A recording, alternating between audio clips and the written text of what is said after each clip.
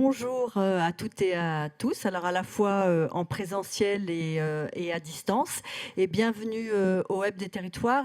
Alors je suis Laetitia Dordain et je suis directrice du digital à la Banque des Territoires. Alors nous sommes très heureux de vous accueillir pour cet événement qui est consacré à la restitution pour l'édition 2025 à la fois de la note de conjoncture data, IA et cybersécurité dans les territoires et également du baromètre de notre partenaire, l'Observatoire Data Publica. Comme vous le savez, c'est la 4e édition de la note de conjoncture que nous publions avec la Poste. Et nous avons lancé cette note en 2021 puisque l'ensemble de ces sujets sont stratégiques pour nous tous.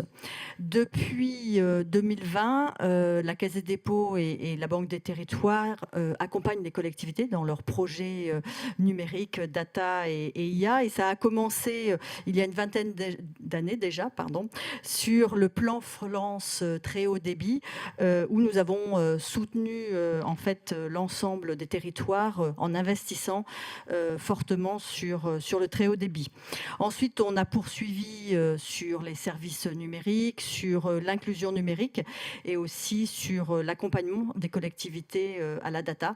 Et nous poursuivons sur l'accompagnement sur les projets d'IA. Alors, cette édition 2025, mais comme les autres éditions, elle montre une photographie des territoires, des dynamiques et des projets autour de ces dynamiques. Et elle s'appuie sur à la fois, comme je l'indiquais tout à l'heure, les données de l'Observatoire Data Publica et également d'un sondage Ipsos auprès des Français sur leur perception de l'intelligence artificielle. Vous y verrez également de nombreux retours d'expérience en fait, de porteurs de projets publics qui illustrent en fait, les différentes tendances que l'on voit dans le baromètre. L'autre point que je voulais partager également avec vous, c'est les actions de la Banque des territoires, donc qui accompagnent la transformation numérique des collectivités. Et notre objectif, et je crois que nous le partageons, c'est de bâtir un numérique de confiance qui soit durable et souverain. Alors dans ce cadre, on propose plusieurs types d'offres. Il y a une offre d'accompagnement à destination des collectivités et des groupements dans leurs projets data, numérique et IA. Vous avez vu, nous avons lancé il y a 1 an une plateforme numérique qui s'appelle Numérique 360 pour pouvoir aider les porteurs de projets à la fois en les outillant. Donc vous retrouverez des outils, mais également des retours d'expérience d'élus ou des agents autour de ces projets. Et vous avez également des aides pour les financements ou aussi pour travailler avec différents offreurs pour vous aider et passer à l'action en fait sur ces différentes solutions. Donc vous voyez à travers à la fois la note de conjoncture ou la numérique 360 les actions que nous menons. Pour aller aussi un peu plus loin sur l'accompagnement en ingénierie data, donc nous avons mis en place en fait à la fois de l'ingénierie ou de l'accompagnement en expertise pour pouvoir développer les stratégies numériques des collectivités ou aider à la prise de décision ou de monter en compétences sur ces sujets. Nous intervenons également à la Banque des territoires pour pouvoir financer en fonds propres ou en quasi-fonds propres en fait, sur des structures. On peut prendre l'exemple d'Hexadon qui est une plateforme de données que l'on porte avec Orange. Et puis le dernier point, la Banque des territoires joue aussi un rôle important auprès de l'État puisque nous opérons dans le cadre du programme France 2030. En fait, on a 2 appels à projets, territoire intelligent et durable et démonstrateur d'IA frugal. Et vous le verrez dans la note et dans la restitution tout à l'heure, des projets qui ont été mis en avant et que vous retrouvez également sur Numérique 360. Et pour conclure, avant de laisser la parole à Diane Collier, qui va animer cet échange, ici, vous êtes au Hub des territoires, comme vous avez pu le voir dans la vidéo, et c'est une illustration en fait des échanges, puisque c'est un espace d'échange et de partage avec les acteurs publics et privés, et qui a été mis en place depuis 4 ans. Et la note de conjoncture illustre en fait ces actions. Voilà, et merci à tous. Merci Laetitia, bonjour à toutes et tous. Alors, je suis Diane Collier, je suis chargée de mission innovation territoriale et numérique à la Banque des Territoires et j'ai le plaisir d'animer ce temps cet après-midi. On a un planning dense et intéressant, en tout cas je l'espère pour vous tous à distance et sur place, qui va être donc ces 2 heures qui va être séquencé en 2 grands temps. Un premier temps qui est celui de la restitution, quelques éléments de restitution, parce que pour lire tous les résultats du baromètre, il vous faudra regarder un peu plus en détail et dans la note de conjoncture et dans les livrables de l'Observatoire Data Publica. Donc un premier temps où on va échanger sur ces résultats de l'Observatoire, et puis un second temps sur la présentation de la note de conjoncture Data IA et cybersécurité que l'on fait maintenant depuis plusieurs années avec La Poste. Et donc, sans plus tarder, pour entamer nos échanges sur le baromètre 2025, j'appelle Simon Chignard, qui est président de l'Observatoire Data Publica, à me rejoindre. Bonjour Simon. Bonjour Diane. Alors, avant de dévoiler les résultats tant attendus sur 2025, est-ce que tu peux nous en dire un peu plus sur la méthode, quelles sont ces collectivités, qu'est-ce que le baromètre finalement sur la data? Merci, bonjour à tous. Déjà, merci pour cet accueil. Ça fait plusieurs années qu'on vient ici au Hub des Territoires vous présenter les résultats. Alors en fait, on parle d'une enquête, mais il y a 2 enquêtes cette année, comme l'an dernier.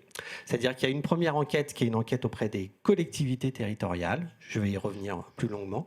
Mais il y a eu aussi, comme nous l'avions fait l'an dernier, un sondage confié à Ipsos BVA, à qui on a demandé de sonder les attentes, les perceptions des Français sur ces questions d'usage des données et de l'IA sur les territoires.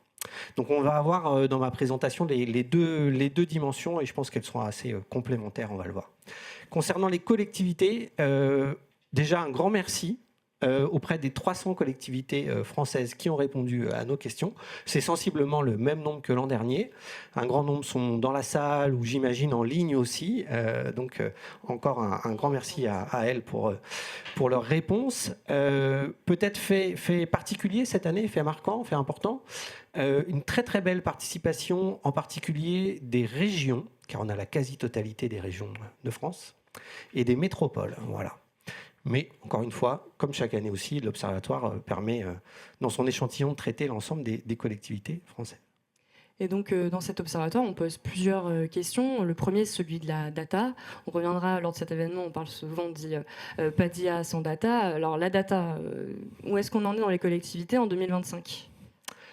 Alors, sur la data, plusieurs choses. Vous allez le voir, je vais peut-être revenir sur ces termes-là dans ma présentation. Cette année, il y a des confirmations et des surprises. Et peut-être que sur la data, on va commencer par une confirmation, si vous le voulez bien. La première confirmation, c'est que finalement, les données aujourd'hui dans les collectivités locales en France, elles servent à faire beaucoup de choses. Il y a assez peu de domaines de l'action publique qui échappent vraiment à la donnée. On l'avait déjà dit l'an dernier. Peut-être ce qui est plus marquant, c'est que sur chacun des cas ou des domaines d'usage que vous pouvez voir là, ça progresse. Si dans le détail, en fait, le trio de tête, il ne change pas depuis 2023. Donc le niveau global progresse, mais l'ordre reste un peu le même avec ceux qu'on voit là, de l'administration, de la gestion interne, de l'environnement, de la mobilité. Donc vraiment un panel ou une diversité d'usages qui est très importante en matière de données. Ça, c'est plutôt une confirmation. Un autre élément tout aussi intéressant à nos yeux, c'est le fait que, et on vous l'avait dit déjà un peu l'an dernier, mais là on le reprécise encore, c'est que toutes les collectivités aujourd'hui sont concernées. Alors on a essayé sur ce graphique de vous présenter une différence entre la situation 2022, la première année de réalisation de notre baromètre, et 2025. Alors si on s'arrête un tout petit peu sur ce schéma, vous voyez bien que finalement les métropoles, les régions, peut-être dans une moindre mesure, les départements en 2022 étaient déjà très engagés en matière de projets data. ils sont maintenant à 100%. On n'est pas surpris. Par contre, si je descends à l'échelle de la commune, c'est là que finalement les choses se sont passées, parce qu'on n'avait que 18% des communes en 2022 qui déclaraient avoir engagé au moins un projet data au cours des 2 dernières années, et c'est maintenant 57% en 2025.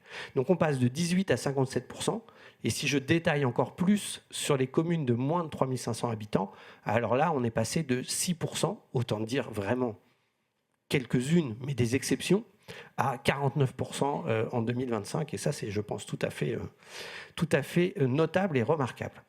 Une question qu'on n'avait pas posée l'an dernier et qu'on a voulu poser cette année, c'est de demander un peu aux collectivités de s'auto-évaluer en matière de maturité.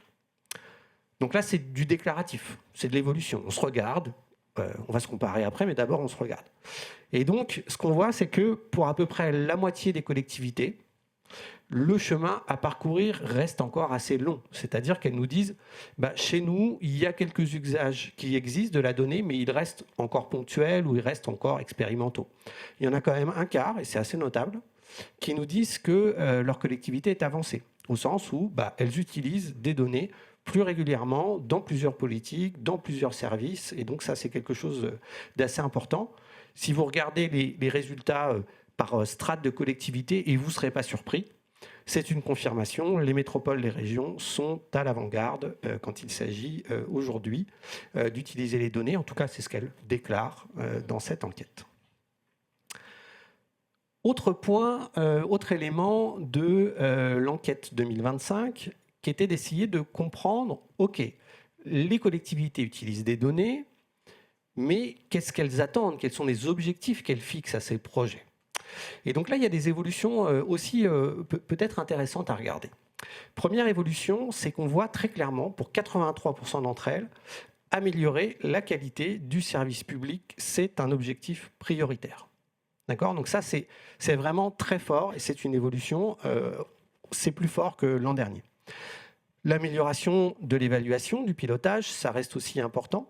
Peut-être un petit clin d'œil sur la question des économies budgétaires. L'an dernier, on avait vu que c'était important, mais ça ne ressortait pas en tête. C'est un objectif qui progresse, mais finalement, une progression relativement modeste. À l'inverse, je vais vous demander de retenir le chiffre, parce qu'on va y revenir après quand on regardera les attentes des Français, l'amélioration de l'information et de la transparence vis-à-vis des citoyens a tendance à être un objectif un peu moins prioritaire. Est-ce une bonne chose? Vous le verrez juste après. On a aussi, dans notre enquête en matière de données, un certain nombre de signaux, pour nous, en tout cas, c'est comme ça qu'on l'interprète, de la montée en maturité. Premier signal, il est fort, c'est l'adoption d'un cadre stratégique en matière de données. Alors, on pense bien sûr à ces territoires qui ont voté, adopté, publié une stratégie et qui l'ont rendue publique. C'est quand même pas la majorité des territoires, mais ça peut prendre d'autres formes.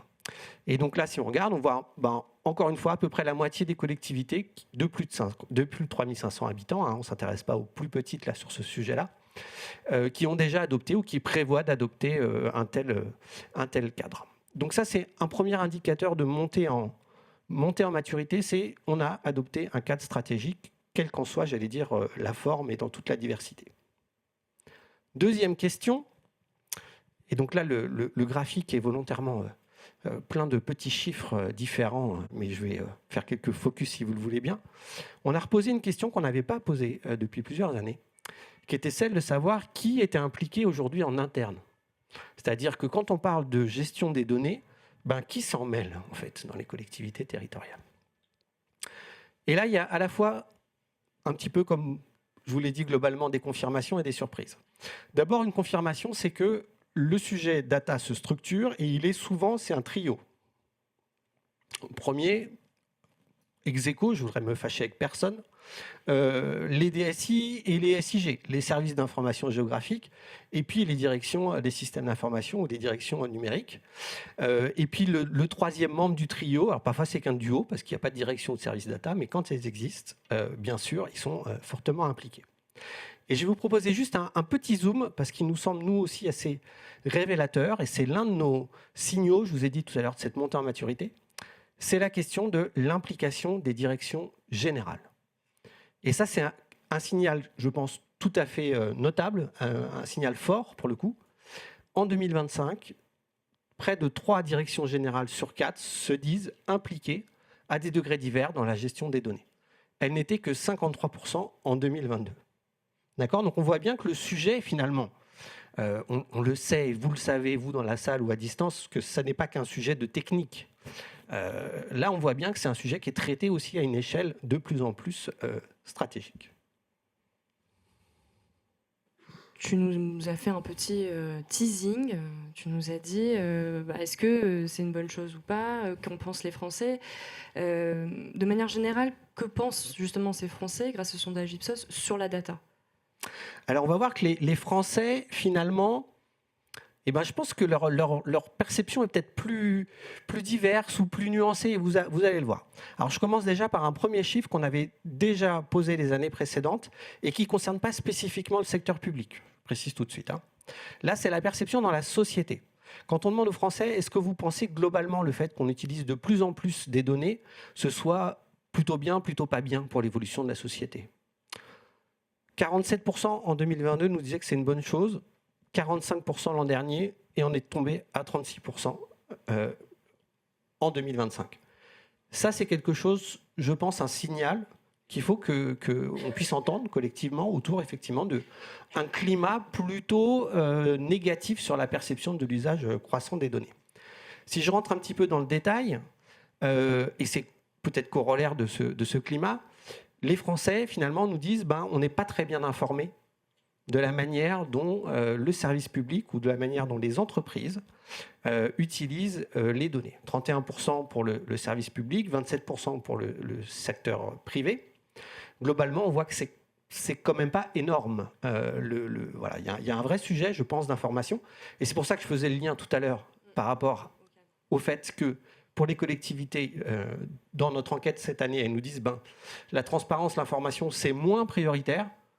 Pour les Français, il nous semble que ça le reste tout autant. Autre élément, et alors là peut-être, on a peut-être pu un peu s'inquiéter, là on va avoir des éléments qui peut-être sont de nature plus à nous rassurer.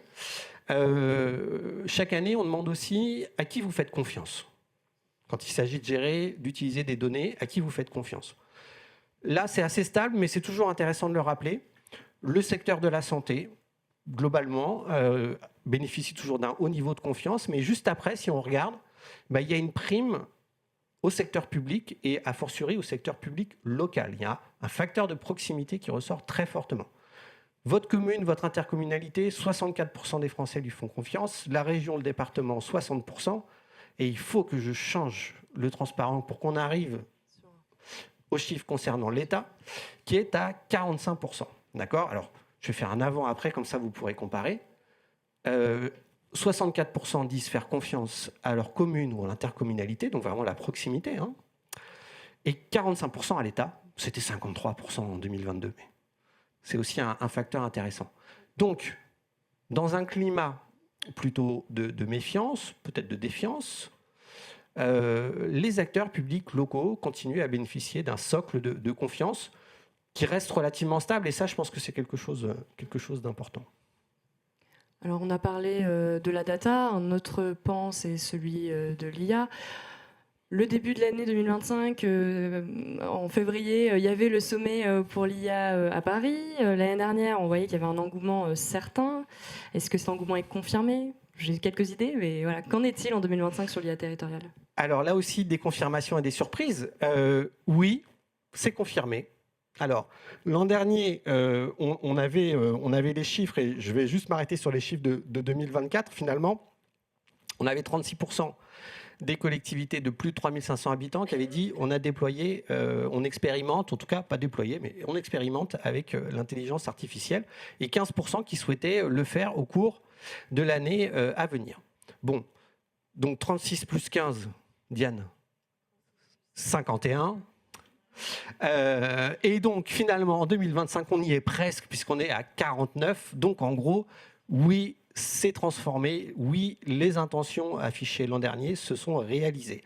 Et donc, autre point majeur, c'est qu'on voit que les intentions qui étaient déjà fortes l'an dernier le sont encore plus aujourd'hui. Ce qui nous amène à dire que si les intentions se réalisent sur l'année à venir comme elles se sont réalisées sur l'année passée, on devrait être à 3 collectivités sur 4 qui ont engagé un projet d'IA ou qui l'auront fait d'ici un an. Alors, peut-être que là, il y a des surprises. Et il y a des choses intéressantes. Parce que, autant je vous ai dit sur tout à l'heure, la data, l'usage de la donnée, c'est stable. Ça progresse, mais l'ensemble des domaines progressent de la même manière. Là, il y a des vraies nouveautés quand on regarde sur l'IA. Les progressions les plus fortes concernent l'administration et la gestion interne et les relations aux usagers. Bien sûr, les collectivités nous disent qu'elles font toujours ou qu'elles testent toujours, qu'elles expérimentent toujours, qu'elles ont toujours recours à de l'IA pour des choses comme de la gestion des déchets, de l'eau, du développement économique, de l'énergie, de l'éclairage, toutes ces fonctions. Mais quand même, on voit quelque chose de spécifique sur l'administration et la gestion interne et sur la relation aux usagers. Sans doute que vous avez une petite idée de pourquoi ce type d'éléments, mais on va essayer de détailler ça juste après. On pose une question qui est de dire à celles qui expérimentent l'IA, mais quel type d'IA, quel type de système d'IA vous expérimentez finalement? Qu'est-ce qui est à la cote chez vous? Et là, gros élément, grosse évolution, grosse surprise, on va dire, dans nos résultats de cette année, c'est la part qu'occupe maintenant l'IA générative. Parmi celles qui expérimentent l'IA, elle n'était en 2024 que 52% à dire « j'expérimente » ou « je commence à faire de l'IA avec des IA génératives ». Elles sont maintenant 84%. Alors, je parle sous le contrôle de mes prédécesseurs à l'Observatoire Data Publica, mais je crois que c'est une progression inédite depuis le lancement du baromètre. Donc ça, c'est je pense, un phénomène majeur, a fortiori quand on regarde le deuxième élément, c'est que finalement, il se passe quelque chose avec l'IA générative qui est tout à fait intéressant pour nous, qui est que ça concerne tout le monde et ça concerne encore plus fortement les plus petites collectivités. Classiquement, dans nos enquêtes, ce qu'on voit, c'est des effets taille. C'est-à-dire que, en général, les plus grandes collectivités sont les mieux dotées, sont les plus matures, ont plus de pratiques, ont plus d'usages. Là, ça ne se retrouve pas, en fait. C'est ça qui est tout à fait intéressant. Bien sûr, on comprend. L'IA générative, perçue comme facile d'accès, peu coûteuse, ça s'explique. Mais si on regarde les chiffres, en 2024, 40% des communes qui expérimentent l'IA nous disaient « je suis en train de tester des IA génératives », c'est 89% en 2025. Et pareil, si on regarde sur l'ensemble des strates que vous avez là, il n'y en a pas une en dessous de 75%. Donc c'est vraiment un fait de diffusion ou un schéma de diffusion là, des IA génératives qui est tout à fait important. Perception des Français peut-être ? Oui, on va sur la perception des Français. Tu nous disais, sur la data, il y a une confiance dans le service public, moins dans les entreprises privées. Sur l'IA, c'est quoi le sentiment aussi général sur cette IA-là et est-ce que derrière aussi, ça se retranscrit, ce qu'on voit sur la data, de la même manière sur l'IA ou pas? Alors, il y a des différences. Alors, je commence déjà par ce qui n'est pas une différence, mais un point commun avec la data. L'an dernier, si vous vous souvenez bien, on avait mesuré que les sentiments négatifs montaient. C'est-à-dire, en gros, et c'est une confirmation cette année, ça reste stable et à un niveau élevé. Quand on leur pose la question « qu'est-ce que vous ressentez lorsque vous entendez parler du sujet d'intelligence artificielle ?» Et là, je ne suis pas spécifique secteur public, secteur privé ou autre. Hein. Plus d'une personne sur deux ressentent de l'inquiétude ou du rejet et 39% ressentent de l'enthousiasme ou de la curiosité. C'est relativement, ça dresse un portrait assez particulier. Maintenant, si on creuse un peu plus, et c'était le sens de la question, je crois, de Diane aussi, de se dire, est-ce qu'il y a on le voit bien sur la data que quelque part, les acteurs publics, le secteur public bénéficie d'un crédit un peu supplémentaire. Ce n'est pas complètement le cas quand on regarde de l'intelligence artificielle. On a 36% des Français qui disent « je suis bien informé de la manière dont fonctionne l'IA ». Il faudrait faire un petit test, il faudrait faire un quiz comme ça pour vérifier si vraiment ils ont bien compris comment fonctionne l'IA. Mais on en a 14% qui disent « je suis bien informé de la manière dont les entreprises utilisent l'IA » et 14% aussi de la manière dont le secteur public utilise l'IA. Finalement, public, privé, tout le monde est logé à la même enseigne et c'est plutôt une mauvaise enseigne. On pourrait le traduire un peu comme ça. Une confirmation. On avait posé la question l'an dernier, je sais que ça avait beaucoup fait parler, mais c'est réaffirmé cette année et encore plus avec force, il faut regarder les chiffres qui remontent. Il n'y a pas de volonté d'IA au guichet, en tout cas quand vous interrogez les Français, ils n'en veulent pas. Voilà, très clairement, c'est un point, je pense qu'on peut réaffirmer ici. Autre point, nouvelle question qu'on n'avait pas posée l'an dernier, c'était celle de la confiance. Qu'est-ce qui serait nécessaire pour vous donner confiance? Qu'est-ce qui serait de nature à vous donner confiance? Et là, regardez tout ce qu'on a testé au-dessus de 90%. Des règles pour encadrer l'usage, des contrôles par un organisme indépendant, une charte éthique, une information claire et pédagogique. Tout ça, ça recueille l'assentiment des Français, ou en tout cas, c'est susceptible de leur donner confiance dans l'usage de l'IA. Et dernier point, on a vu la slide apparaître, il y a un nouveau point dans l'enquête, celui de la souveraineté numérique. On en a parlé beaucoup cette année. On va continuer d'en parler. Comment cette notion-là, elle est perçue par les collectivités? Est-ce que tu as quelques chiffres à nous partager? Oui, tout à fait. Et effectivement, dans un climat géopolitique en tension, ça nous semble intéressant de poser cette question. C'est une question qui est très vaste, la question de la souveraineté numérique. On a essayé juste de la poser sous deux angles. Le premier angle, c'est est-ce que dans votre collectivité, la souveraineté numérique, c'est un sujet dont on discute ou dont on ne discute pas, en gros, pour faire très simplement. Bon.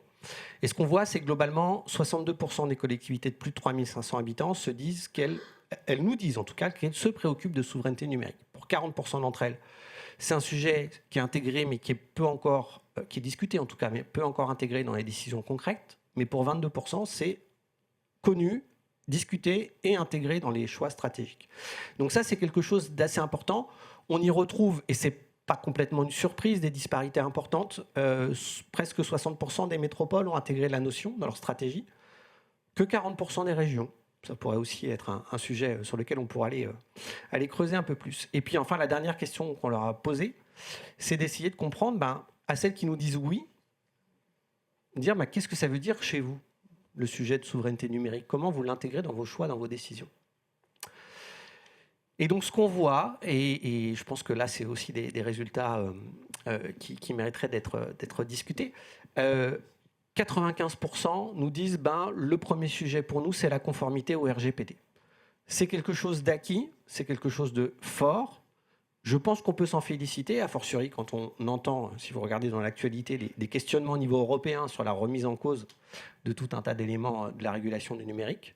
Mais ce qui vient juste après, c'est la localisation des données en Europe ou en France. Bien sûr, il y a d'autres critères, mais c'est celui-là qui ressort fortement. Et puis enfin, et ce sera mon dernier transparent, cette question de la localisation, il y a un alignement avec les opinions des Français là-dessus, parce que quand on leur pose la question de dire qu'est-ce qui vous donnerait plus confiance dans l'utilisation des données, le fait que les données collectées ne soient hébergées qu'en France ou en Europe, c'est prioritaire ou important pour 91% des Français. Donc là, on a, sur ce point-là, en tout cas, un alignement tout à fait important entre les pratiques et les attentes. Merci beaucoup Simon. Alors comme j'ai dit, c'est quelques extraits des points clés du baromètre 2025. Il me semble que tu as 2 webinaires prévus avec l'Observatoire Data Publica prochainement. Tout à fait. Alors les résultats complets sont disponibles sur notre site et on va proposer deux temps forts. Le premier, le 21 novembre, où on va discuter avec des experts, expertes, observateurs, observatrices de ces sujets. On va rentrer dans le détail des sujets sur la data. L'étude complète, c'est une 60aine de pages. Là, on n'en a présenté que peut-être un petit tiers et à peine. Donc, il y a beaucoup plus de choses. 21 novembre, on parle de la data. Et 5 décembre, on parlera de l'IA. Merci beaucoup, Simon. Merci à toi. Et donc, cet observatoire... oh là, c'est bloqué. C'est bloqué. Bon. Cet observatoire Data Publica, merci, le baromètre 2025 de l'observatoire Data Publica, il est soutenu par 3 partenaires. Donc j'appelle maintenant Alexandra Ringo-Botman, qui est responsable innovation, transition territoriale à la Banque des Territoires, Bertrand Coquart, directeur partenariat chez Hexadon Orange, et puis Adeline Godino, directrice marketing de l'efficacité territoriale à La Poste. Donc ces 3 partenaires qui accompagnent depuis quelques années, soutiennent depuis quelques années ce baromètre 2025. Une question collective. On commençait par toi, Alexandra. Qu'est-ce que tu as pensé de ces premiers chiffres, de cette présentation à chaud? Allez, dis-nous. À chaud, déjà, un grand remerciement à l'ensemble des parties prenantes et notamment à notre partenaire Observatoire Data Publica. On est à la Banque des Territoires très content de cette nouvelle édition. On soutient évidemment ce baromètre et également la note de conjoncture qu'on verra juste après.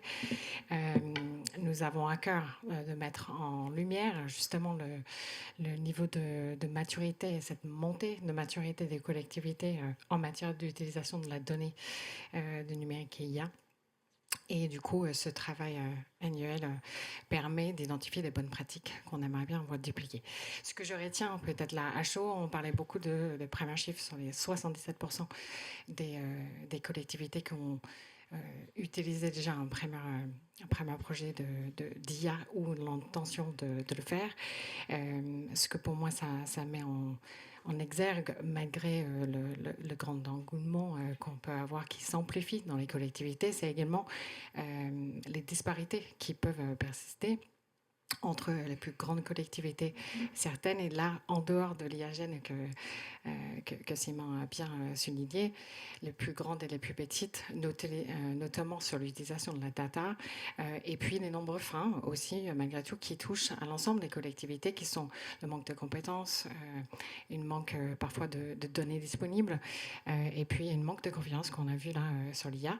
Et c'est pour pallier ces différents manques, et notamment manque de compétences, que la Banque des Territoires a lancé l'année dernière un chouette partenariat avec des interconnectés et l'intercommunalité de France, une formation-action permettant aussi à former une vingtaine de collectivités à la mise en place de leur projet data, parce qu'on croit réellement qu'effectivement, il n'y a pas d'IA sans data, mais cette acculturation à la data, elle est primordiale. L'analyse des résultats nous montre également un besoin d'accompagnement, justement, à cette sensibilisation à l'acculturation qui est continue, et comme Laetitia l'a montré, elle a cité à l'introduction, nous avons mis en place, il y a un an, quasi exactement, Numérique 360, justement pour sensibiliser à ces différents usages, pour trouver et mettre à disposition de l'ensemble des porteurs de projets des articles, des contenus sur les regards d'experts, sur les retours d'expérience, et bien sûr une marketplace d'offreurs qui compte maintenant plus de 700, semble-t-il. Donc du coup, vous trouverez également des informations dans le chat. Et puis, autre résultat, et je conclurai par là, on voit aussi des thématiques qui reviennent. Là, on avait parlé de l'IA tout à l'heure, mais également dans ce baromètre, on voit les thématiques autour de l'usage de la donnée, qui sont autour de l'aménagement du territoire, 70%, l'environnement et la mobilité. Et là, ça reflète tout à fait les thématiques pour lesquelles on est appelé et amené à mener des missions d'accompagnement. Donc, on trouve ça intéressant de voir ce concordance, et à l'année prochaine pour voir si ça se confirme. Merci Alexandra. Bertrand Coquart, vous êtes directeur partenariat chez Hexadon et chez Orange. Est-ce qu'il y a des chiffres, un chiffre clé qui appelle une réflexion particulière, vous, chez Orange ? Appuyer. Oui, c'est ça, j'appuie sur le micro, c'est mieux. Bonjour à tous, je suis aussi élu du territoire, donc élu départemental et vice-président de la Smart City sur une agglomération. Et c'est vrai que les chiffres que l'on peut voir de Data Publica correspondent parfaitement à ce que peut voir sur les salons des maires que l'on parcourt à longueur d'année. C'est vrai que c'est la souveraineté, c'est quelque chose qui est vraiment important dans le regard qu'ont maintenant les gens à à se dire que non seulement il faut s'assurer que la donnée reste en France, mais aussi qu'elle soit leur propriété. Je pense que c'est l'un des axes de la Banque des Territoires, qui est actionnaire de la société Hexadone comme Orange, c'est de faire cette plateforme de données souveraine qui est vraiment hébergée. Et au-delà de ça, on a parlé de l'investissement des régions. Ce que l'on voit, ce que l'on constate de plus en plus, c'est que les collectivités territoriales ont envie d'aller plus loin avec des data spaces territoriaux. C'est ce qu'a créé la région Bourgogne-Franche-Comté. Et c'est des choses qui sont vraiment très intéressantes parce que du coup, la région, le département, la métropole est pleinement consciente de l'intérêt de capitaliser sur de leur embarque, qui est vraiment leur data, parce qu'on sait très bien qu'avec l'IA, ils peuvent progresser. Ce qui est très intéressant, c'est de voir que l'objectif principal, c'est le service public. Moi, en tant qu'élu, c'est vraiment ce que l'on fait. C'est absolument pas de faire des économies en remplaçant tous les agents par de l'IA, parce qu'on sait que c'est pas possible. Par contre, ce qui est très intéressant, moi, en tant qu'élu, c'est cette possibilité que j'ai, que les sachants, les experts, sortent de leur écran pour nous faire des tableaux de bord, pas toujours corrects, avec des datas pas toujours très exactes. Donc, on se trompe tous collectivement pour retourner sur le terrain pour leur expertise. On sont très contents. Et pour faire une chose qui est très importante, qu'on a un peu délaissée, qui est quand même faire le service public, c'est-à-dire aller à l'encontre de l'humain et passer plus de temps avec nos concitoyens. Ça, c'est une chose qui est importante. Donc l'IA ne va pas remplacer. La troisième chose qui est très intéressante, c'est bien sûr que c'est la première fois que l'on voit que toutes les communes sont touchées ou ont envie de démarrer avec de l'intelligence artificielle. Surtout avec l'intelligence artificielle générative, on le sait pourquoi. Et on sait que les communes faiblement habitées, il y a très peu d'élus et il y a très peu d'agents qui sont en capacité de le faire. C'est vrai que quand on a un chatbot, on est en capacité à pouvoir répondre à 80% des questions de façon assez précise. On a la possibilité de pouvoir utiliser l'IA générative pour aller un petit peu plus vite dans la conversation. Et c'est quelque chose maintenant que l'on maîtrise, puisqu'on sait encadrer l'hallucination de l'IA générative qui a fait beaucoup de progrès. Et on sait mutualiser, c'est extrêmement important. La partie mutualisation, peut-être qu'on voit un petit peu moins dans l'observatoire, mais qui est très concret, c'est qu'aujourd'hui, il y a cette possibilité de mutualiser la technologie et d'avoir des EPCI qui vont porter l'investissement et pouvoir donner la possibilité aux petites communes, j'aime pas dire petites communes, pardon, communes faiblement habitées, de pouvoir aussi utiliser ceci pour augmenter l'efficacité et l'efficience du service public. Et enfin, le dernier point, c'est ça, c'est la qualité de la donnée. Je voudrais insister là-dessus. Deux choses. La qualité de la donnée qui reste importante. Moi, c'est notre métier. On a vraiment envie, oui, d'avoir de la donnée, mais qu'on puisse la qualifier, qu'on puisse la préparer, la mettre aux dispositions des communes. C'est extrêmement important de prendre du temps, d'investir de l'argent sur la qualité de vos données, s'il vous plaît, messieurs les élus. Faites ça, c'est quelque chose qui est important. C'est peut-être un petit peu plus cher que d'avoir juste des données qui remontent des capteurs IoT. Non, voilà, c'est pas suffisant. Il faut qu'elles soient de qualité pour pouvoir faire des choses extraordinaires. Dernier point que je remonte, on était nombreux à être à Barcelone sur la Smart Expo. Une chose, on a vu bien sûr des territoires qui sont extrêmement avancés dans la Smart City. Une chose qui est très intéressante, et on l'a revu sur le Data Publica, ils maintenant prennent conscience de l'importance de l'IA, ce qu'on appelait l'IA avant que moi j'ai étudié, qui s'appelle le NLP, le Natural Learning Processing, qui est d'avoir le sentiment de la population à la lecture du texte. On a énormément de commentaires qui sont faits sur les réseaux sociaux, mais aussi quand on alimente, il y a de l'open data, l'autre point important, on a du texte, les gens, les concitoyens nous parlent sur leur smartphone. Utilisons ce texte-là, ils utilisent ça pour voir les irritants très rapidement, pouvoir les détecter et pouvoir agir. Quand vous avez de la donnée, vous pouvez mesurer aussi l'impact de votre action. Donc voilà, c'est tout l'écosystème qui est important. Et encore merci effectivement aux partenaires à Data Publica. Ça nous permet d'aller un petit peu plus loin et de conforter en tant qu'élus et artisans de l'écosystème, en tout cas du bien fondé de l'IA et de la data. Merci beaucoup Bertrand. Adeline Godino, vous êtes directrice marketing de l'efficacité territoriale à La Poste. Vous soutenez le baromètre de l'Observatoire Data Publica. Un chiffre clé, quelque chose qui fait aussi écho à votre intervention, peut-être ? Oui, alors d'abord, merci à Simon et merci à l'Observatoire Data Publica et à l'Institut Ipsos BVA pour la qualité de ce baromètre qui finalement nous offre vraiment une photographie, moi je trouve en tout cas très juste de la réalité des territoires et qui nous éclaire, en tout cas c'est ce que j'ai constaté sur deux grandes tendances, donc moi ce sera plutôt deux grandes tendances. D'abord, la vraie montée très nette en maturité des collectivités, on sent vraiment que l'on passe finalement d'une phase exploratoire à une phase de consolidation et je trouve que ça c'est extrêmement important. L'autre point fondamental, fondamentale dont vous venez de parler, mais je vais le redire, c'est pas grave du tout, c'est que on constate vraiment que désormais la data, l'intelligence artificielle ne sont plus l'apanage, en tout cas ne relèvent plus simplement des grandes métropoles. On sent vraiment finalement que ce sont toutes les collectivités qui sont engagées dans ce processus, de la commune la moins densément peuplée, c'est bien, finalement à la plus grande région. Alors évidemment, derrière cette dynamique, moi j'ai remarqué un point intéressant, c'est qu'il y a un enjeu qui est fondamental, c'est la confiance, c'est souvent revenu. Évidemment, si la donnée est partout, enfin on le constate tous, et d'ailleurs on l'a vu là, si la donnée est partout, elle n'a finalement de valeur que si elle est comprise, que si elle est acceptée et que si elle est partagée. Et c'est ce que montre d'ailleurs très bien ce baromètre, c'est que finalement les Français aujourd'hui semblent très inquiets face à l'usage croissant de la donnée ou de l'intelligence artificielle, et pour autant, et ça c'est plutôt une bonne nouvelle pour nous, ils continuent à faire confiance aux acteurs de proximité. En tout cas, moi c'est ce que j'ai retenu de cela, et ce qui évidemment est intéressant pour nous au sein du groupe La Poste, c'est que cette confiance, évidemment, à La Poste, c'est notre ADN, c'est notre raison d'être. Nous, on le vit quotidiennement, à la fois dans nos missions, à la fois sur le terrain, dans nos services, dans nos produits. Je pense en particulier à nos grandes filiales d'Ocapost et Softeam qui accompagnent régulièrement nos partenaires, les collectivités, sur des enjeux de data, de cybersécurité, d'intelligence artificielle. Et vraiment toujours finalement avec la même exigence à la fois de responsabilité et de sécurité. Et évidemment, on le sait, toujours dans cette dynamique de confiance qui nous caractérise. Donc, en fait, en synthèse, moi, ce que je pourrais dire et ce que j'ai retenu, c'est que ce baromètre, en fait, montre à la fois que la donnée et que l'IA ne sont pas simplement et pas seulement des leviers d'efficacité, ce sont finalement plutôt des enjeux de culture, il me semble, de proximité, mais aussi de gouvernance partagée. Merci Adeline, merci Bertrand et merci Alexandra.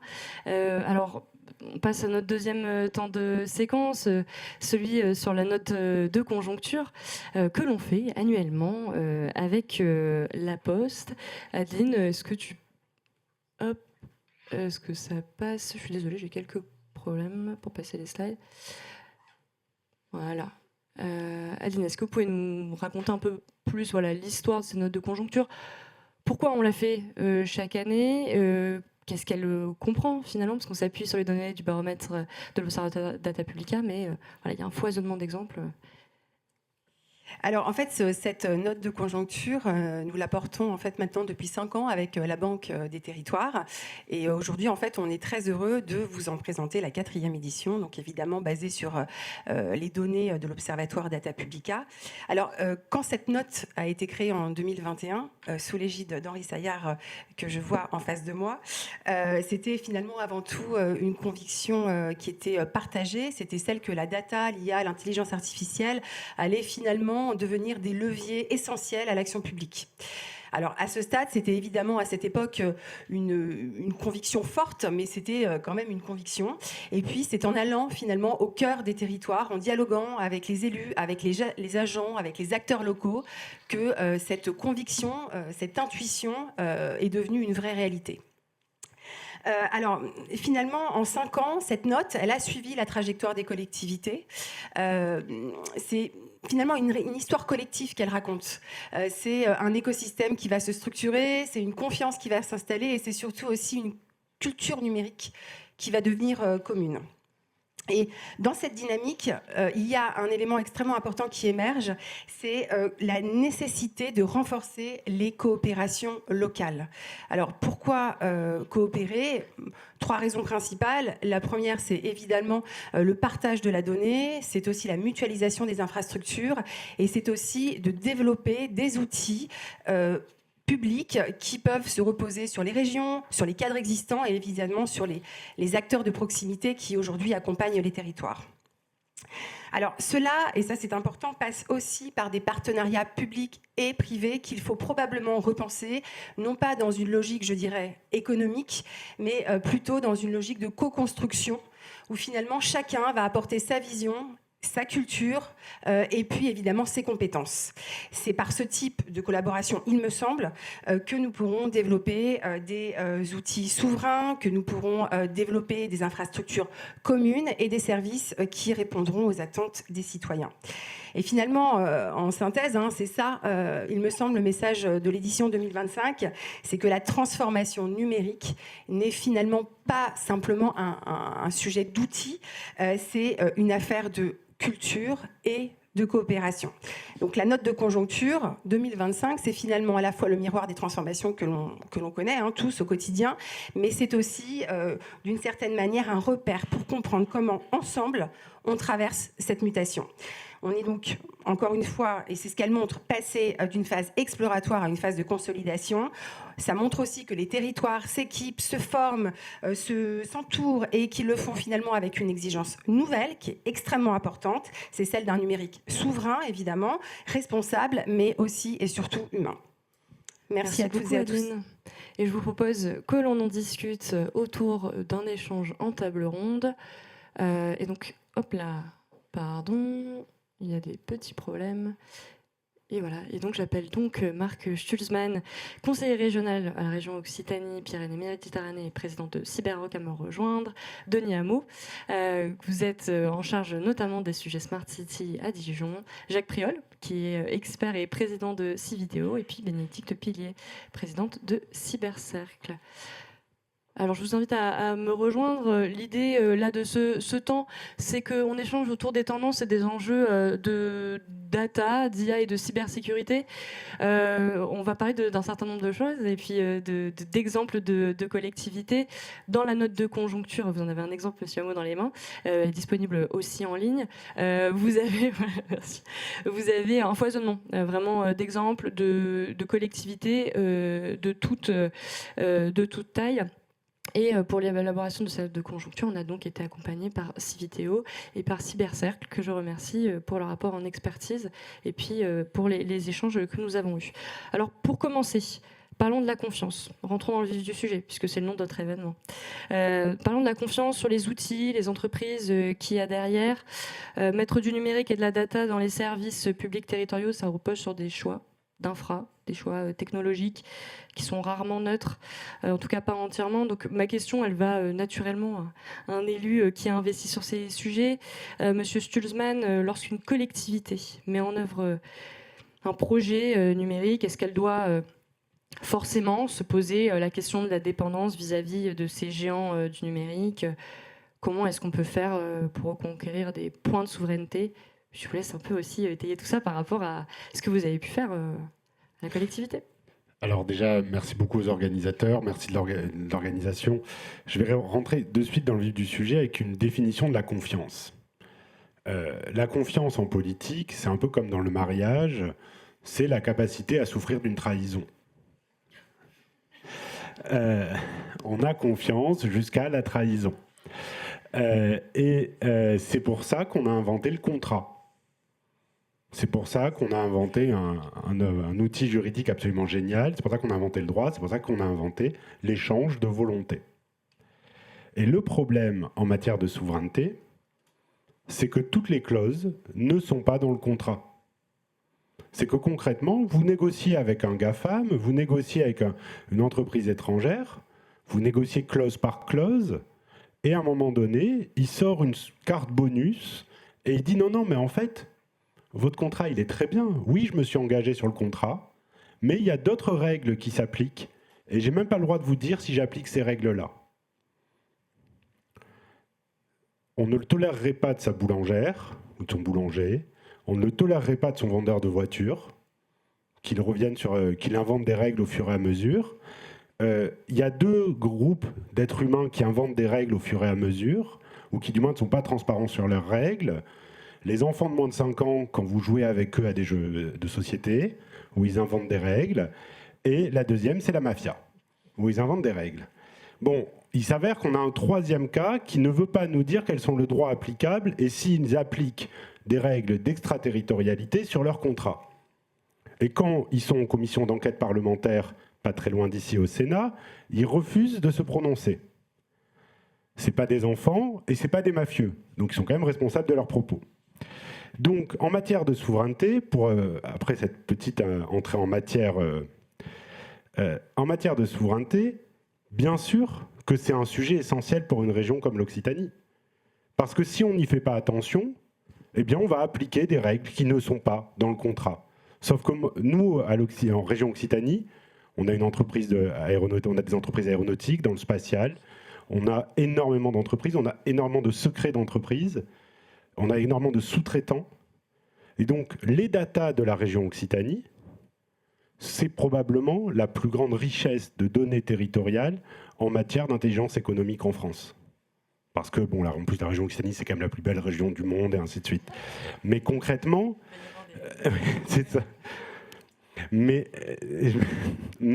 concrètement, c'est en partant de ce constat-là qu'on a lancé un certain nombre de choses, qu'on a lancé un appel d'offres. Je le dis pour les retardataires dans la salle, il se clôt demain. On a fait un appel d'offres avec la Canut pour remplacer tous nos systèmes numériques avec des systèmes qui ne sont pas soumis à l'extraterritorialité du droit. C'est-à-dire des systèmes qui sont soumis au contrat que deux parties négocient entre elles, tout simplement. Et alors, quand on se lance dans ce genre de sujets, de défis, il y a d'autres collectivités qui sont lancées aussi sur ça. Comment on fait? Il y a une initiative qui a été lancée l'année dernière qui s'appelle Tiebreak. Alors voilà, quelles sont aussi les alliances, les échanges qu'on peut avoir entre des collectivités qui se posent ces questions-là de souveraineté numérique, de confiance et concrètement ce que ça représente dans la collectivité. Comment on peut, en tant que collectivité, échanger sur ça? Ouais. Alors, sur la question de l'échange, déjà, il y a la question de l'exemple. Quand une collectivité fait quelque chose, qu'elle accepte de faire quelque chose, qu'elle prend sur elle, là, typiquement, le marché qu'on est en train de passer, concrètement, ça va servir d'exemple pour toutes les collectivités qui, du coup, n'auront pas forcément besoin d'avoir recours à un assistant à maîtrise d'ouvrage technique ou non technique, qui peut-être a des problématiques politiques sur le sujet, et qui se diront, si la plus belle région du monde l'a fait, on peut aussi le faire. Mais ça, c'est la première chose, c'est la question de l'exemple. La deuxième, c'est que les collectivités, on a des problèmes absolument similaires. C'est faux d'opposer les différentes strates ou les différentes collectivités. On a des problèmes similaires, et c'est insulter personne que dire finalement tous les élus ont à peu près la même intelligence, et que partant de là, c'est en mutualisant les bonnes pratiques dans chaque collectivité qu'on arrivera à sortir par le haut. Je vais juste raconter une petite anecdote, et j'en termine vraiment en 20 secondes. Le budget IA de la région Occitanie, c'est le premier budget IA hors Île-de-France par région, c'est 60 millions d'euros. Pour 60 millions d'euros, je peux me payer le programmeur en chef de Meta à mi-temps. Donc c'est ça mon ordre de grandeur. Et c'est là-dessus qu'il faut qu'on se combatte. Merci beaucoup, Marc Schulzmann. Peut-être juste en complément, je pense que c'est bien que les régions ou les métropoles essayent d'avancer sur ces sujets de souveraineté. Mais si on veut qu'elles soient réelles, il faudrait monter d'un cran au niveau étatique et au niveau européen. C'est-à-dire que ça ne peut pas être un sujet où on laisse se débrouiller les collectivités, comme on dit, infra. Voilà. Merci beaucoup à tous les deux. Jacques Priol, vous êtes président de Civiteo, vous accompagnez de nombreuses collectivités sur ces sujets data, de plus en plus IA. On a vu avec les chiffres du baromètre 2025 qu'il y a une explosion, alors j'aime pas trop le terme, c'est un peu hiérarchique, mais voilà, une montée en puissance très forte du nombre de collectivités sur ces sujets. Ça pose des questions de confiance aussi par rapport à cette IA. On l'a vu par rapport aussi aux résultats du baromètre et du sondage Ipsos auprès des collectivités. Si on met IA et confiance à côté, si on se dit, voilà, il y a une croissance de l'IA générative, de l'IA, il y a un besoin peut-être de réassurance des Français sur ce sujet, et on se dit, il y a de confiance, qu'est-ce que ça serait? Ça recouvre quoi en réalité et comment on peut l'accompagner?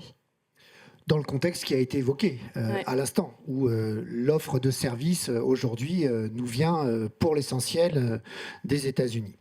Le sujet de l'IA de confiance, ramené à l'échelle d'une collectivité territoriale, que ce soit une grande et très belle région ou une petite commune, c'est d'abord une IA dont les acteurs publics maîtrisent eux-mêmes le fonctionnement et les impacts. Et ça, c'est quelque chose qui est essentiel à expliciter, à décortiquer. Ça veut dire quoi? Maîtriser les impacts du recours de l'intelligence artificielle dans des processus de fabrique de politique publique, de mise en œuvre de politique publique, donc de l'IA au service de l'intérêt général. Ça veut dire d'abord être capable de mesurer les impacts positifs. Qu'est-ce que l'IA apporte? Et d'être capable d'isoler parmi les usages ce qui va être un impact en termes d'efficience, de rapidité du service public, en impact sur la manière de mettre en œuvre les politiques publiques, par exemple par de l'amélioration de la connaissance du territoire et de ses usagers, et de l'impact aussi, parce qu'on parle de collectivité territoriale, sur le territoire et notamment dans l'articulation avec les écosystèmes locaux, et c'est un sujet qui est important. Ça peut relever parfois du marketing territorial, ce qui n'est pas un vilain mot. Mais en parallèle, ces impacts, on le sait, peuvent être aussi des impacts négatifs, ou en tout cas présenter des risques potentiellement négatifs. Et il est donc aussi important, si on veut maximiser les bénéfices du recours à l'IA, pour être en confiance, il faut bien évidemment identifier et minimiser les risques. Je vois au moins 3 risques importants à prendre en compte. Il y a la protection de la vie privée. On a parlé RGPD tout à l'heure dans l'intervention de Simon au titre de l'Observatoire Data Publica. La question de la manière dont l'utilisation de l'IA modifie la donne par rapport à la protection des données, qui est un sujet sur lequel les Français font confiance aux collectivités, et ils ont plutôt raison, est un sujet important. C'est un enjeu qui est souvent sous-estimé, de voir comment l'arrivée de l'IA peut avoir un impact sur la capacité à bien gérer sa conformité RGPD. La maîtrise des données, évidemment, ça a été évoqué tout à fait aussi tout à l'heure, notamment pour éviter les biais et les erreurs, mais ce n'est pas seulement d'éviter des biais et des erreurs, c'est d'être capable en termes d'organisation interne à la collectivité, d'organiser ce qu'on va appeler dans notre jargon la supervision humaine, la capacité à maîtriser et superviser les IA. Et puis la question de la souveraineté. Disant cela, 3 impacts positifs, 3 risques peut-être à identifier et à minimiser. Et il reste 2 sujets au milieu de tout ça, qui sont des sujets dont on ne sait pas trop s'ils sont positifs ou négatifs, sur lesquels il y a un travail à faire, me semble-t-il, de façon systématique lorsqu'on envisage de déployer des IA, parce que les effets peuvent être positifs ou négatifs, ou positifs et négatifs à la fois. Le premier sujet, c'est l'impact environnemental, bien évidemment, qui est un sujet important sur lequel on commence à voir, et ça doit faire partie de la confiance par rapport aux élus, par rapport aux citoyens, par rapport aux agents du service public aussi. On voit aujourd'hui dans certains territoires des distorsions qui commencent à apparaître entre, y compris les valeurs personnelles portées par certains agents du service public et les outils qu'on leur met entre les mains. Donc la question de la mesure de l'empreinte carbone ou de l'empreinte énergétique des outils est un sujet tout à fait important sur lequel on commence à être un petit peu outillé. Et puis l'impact sur les métiers territoriaux qui est aussi quelque chose d'essentiel. Oui, parce que ça peut être un peu anxiogène aussi. On parlait tout à l'heure, voilà, il y a des IA qui arrivent. Alors l'IA au guichet, c'est non, mais on utilise quand même l'IA pour l'administration interne. Ça peut créer une angoisse chez les agents territoriaux. Est-ce que vous pouvez nous en dire un peu plus sur ça, ce que ça pourrait représenter? Alors, le monde territorial est à l'image de la société sur la question de l'adoption, en tout cas des tests d'IA tels que le baromètre l'a mis en œuvre. J'ai même plutôt tendance à penser que le monde territorial, le service public local en tout cas, est plutôt on va dire largement dans l'air du temps et même plutôt en avance par rapport à un certain nombre de secteurs économiques. Je me permets de l'affirmer ici. Et du coup, la question de est-ce que l'IA va supprimer des emplois, selon le regard que l'on porte, ou nous permettre d'économiser des emplois, si on porte un autre regard sur le sujet, est-ce que l'IA menace mon activité professionnelle, est une question qui se pose avec acuité, comme elle se pose globalement dans l'ensemble de la société. Pour autant, aujourd'hui, fin 2025, on est en capacité d'apporter quelques nuances aux premières formes d'expression de cette inquiétude qui existait il y a 18 mois, 2 ans, qui faisait partie un petit peu du grand récit sur l'intelligence artificielle qui nous était imposé ou que l'on relayait sans avoir trop d'éléments pour l'étayer. D'abord, ce que l'on constate, et je crois pouvoir le dire de façon objective, on accompagne plus d'une 60aine de collectivités territoriales sur l'introduction de projets d'IA, c'est que le nombre d'emplois directement remplaçable ou menacé par l'introduction de l'IA est bien moindre que ce qu'on a bien voulu nous raconter il y a quelques temps en arrière. La deuxième chose, A contrario, c'est qu'il y a sans doute beaucoup plus de métiers territoriaux qui sont concernés par des usages possibles, rapides, de l'intelligence artificielle que ce qu'on pensait. Pour caricaturer un petit peu, on nous avait dit que c'était pour remplacer des tâches répétitives, fastidieuses, etc. En gros, c'était pour les agents de catégorie C. On constate que c'est pas complètement ça. C'est peut-être plutôt pour les catégories A, voire A+. Et j'insiste pour terminer sur un point important, c'est que la question de l'impact sur les métiers, c'est donc une question qui est importante pour les employeurs. Les collectivités territoriales sont des employeurs. Elles ont des obligations, comme tous les employeurs européens, qui découlent du règlement européen sur l'intelligence artificielle, notamment des obligations de formation. Et on peut peut-être avoir simplement un rapide clin d'œil pour ce que fait le CNFPT. Ça concerne toutes les collectivités territoriales. Je crois que dans la note de conjoncture, il y a une interview du président du CNFPT qui a investi massivement sur le sujet de l'intelligence artificielle. Et la deuxième chose qui est importante, je me permets de le glisser parce que c'est un sujet dont on va beaucoup parler dans les mois qui viennent, c'est les obligations de concertation, information-concertation auprès des instances paritaires. L'introduction de l'IA, c'est un impact sur l'organisation du travail, c'est un impact sur la qualité de vie au travail, c'est un impact sur le management. Et ça relève de lieux de concertation et de négociation. Les premières jurisprudences ne vont pas tarder à arriver. Je me permets d'indiquer que sur ces sujets, l'Observatoire Data Publica, au-delà de son baromètre, publie régulièrement des cahiers avec le soutien de la Banque des Territoires, merci, et que nous venons de mettre en ligne il y a quelques semaines un cahier de l'Observatoire dans lequel il y a des grilles d'analyse de l'impact de l'IA sur les métiers territoriaux. Merci beaucoup, Jacques. Donc, des craintes vis-à-vis de l'IA qui sont à relativiser, mais il y a des cadres à créer. On le voyait aussi dans le sondage Ipsos, si on veut gagner en confiance, la confiance des élus et des usagers, il faut anticiper certains sujets. Et notamment, quand on parle de confiance, on pense aussi à tout ce qui est attaque, cyberattaque et à la sécurité aussi numérique. Bénédicte Pilier, vous êtes présidente de Cybercercle. Comment les territoires ont évolué sur ces sujets ces dernières années? Est-ce qu'il y a des faits marquants, notables, que vous constatez et que vous pouvez retrouver d'ailleurs dans la note de conjoncture de manière plus approfondie? Oui, tout d'abord, merci encore de votre invitation et du travail que nous faisons en commun sur ce sujet. Alors déjà, une bonne nouvelle, on constate quand même une accélération de la prise en compte des sujets de cybersécurité par les collectivités ces dernières années. Alors cette accélération peut s'expliquer à travers plusieurs facteurs.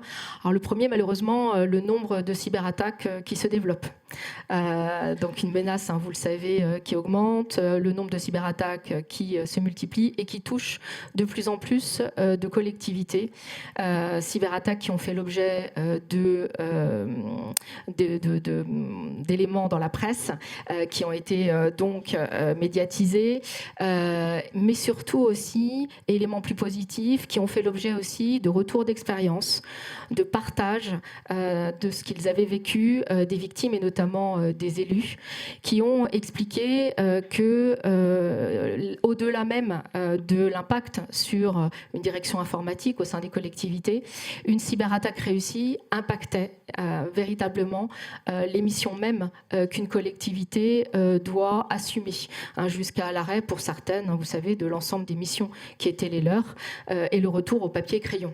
Donc ce partage en fait d'expériences, ces témoignages ont permis finalement d'aider à faire sortir la cybersécurité de la dimension technique dans laquelle elle est trop souvent enfermée, du fait que ça relève uniquement du service informatique, pour justement montrer que c'est un sujet aujourd'hui véritablement de gouvernance qui doit être envisagé dans le cadre d'une stratégie globale de la collectivité et qu'elle doit être prise en compte au plus haut niveau par les élus et les décideurs.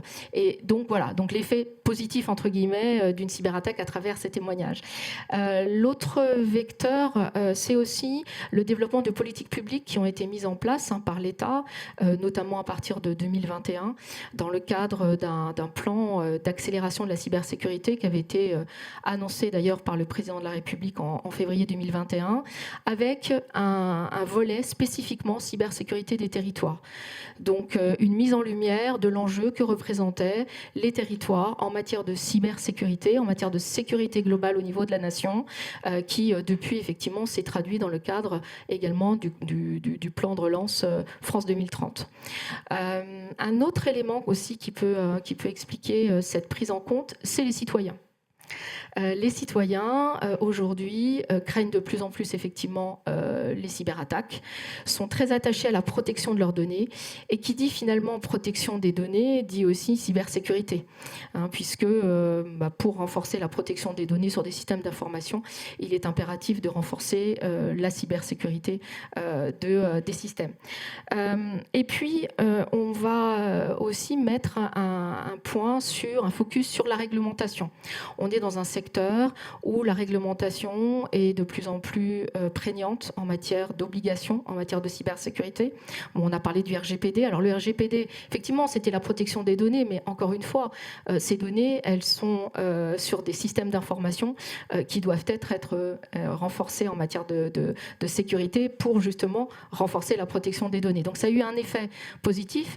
Et puis depuis, on se rend compte de toute façon qu'il y a une dynamique particulière en matière de réglementation pour imposer de plus en plus d'obligations de cybersécurité aux collectivités avec un champ de plus en plus important, c'est-à-dire de plus en plus de collectivités vont être concernées.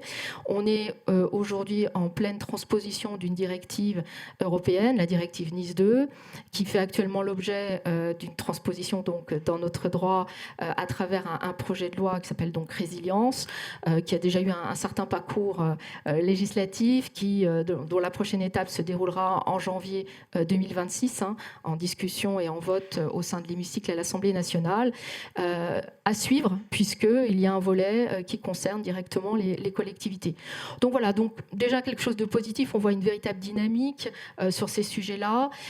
Néanmoins, force est de constater qu'il y a une disparité, effectivement, alors pardon, entre les grandes et les petites collectivités, pardon de cette séparation, avec des grandes collectivités qui se sont mis en état de marche, qui se sont vraiment engagées sur ces sujets, qui se sont dotées de ressources humaines formées.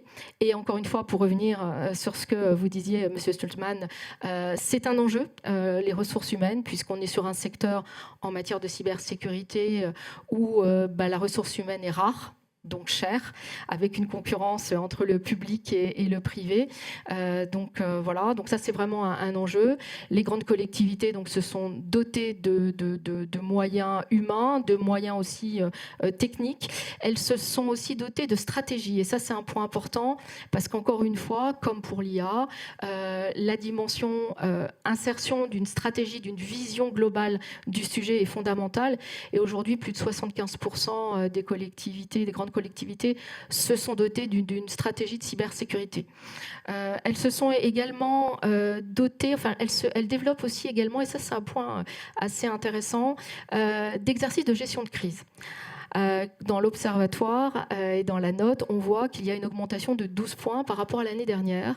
Et ça, c'est un point important parce que nous, qui faisons de la sensibilisation, qui faisons de la formation et qui travaillons sur ces sujets-là de cybersécurité, nous insistons beaucoup sur la nécessité pour toutes les organisations de se préparer à une cyberattaque réussie. Voilà, on sait que ça peut arriver à tout le monde.